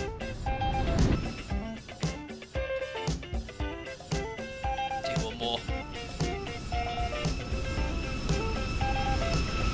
You know, right, yeah, so this is what I was talking about, the difference between prepared and X-Plane 11, okay? This is why I like this sim so much compared to prepared. So you just want, what I wanted to show you guys is during the flare, look, when we flare, see how the aircraft still descends from the inertia? So look, here comes the flare, and the aircraft's still kind of descending with that inertia, then the kind of like there's the increased lift depicted there. I mean, it's quite hard to show you from this view. Oh, no, not that one. Yeah, this will be better. So notice where I flare, look, the aircraft still, look, I check, but the aircraft still initially descends. Look how it still descends, and then it kind of bounces out of it. It just feels so much better in X-Plane, which is why I prefer it over prepared. And it marks a flight simulator, because they're simulating lift, you get that as well, which is good. So when we get some proper jets, speaking of the reversers, it should handle quite nicely, I hope. Alright guys, well, we'll call that a day. Thank you to everyone that took part in this stream and watched. Thank you very much for all the continued support.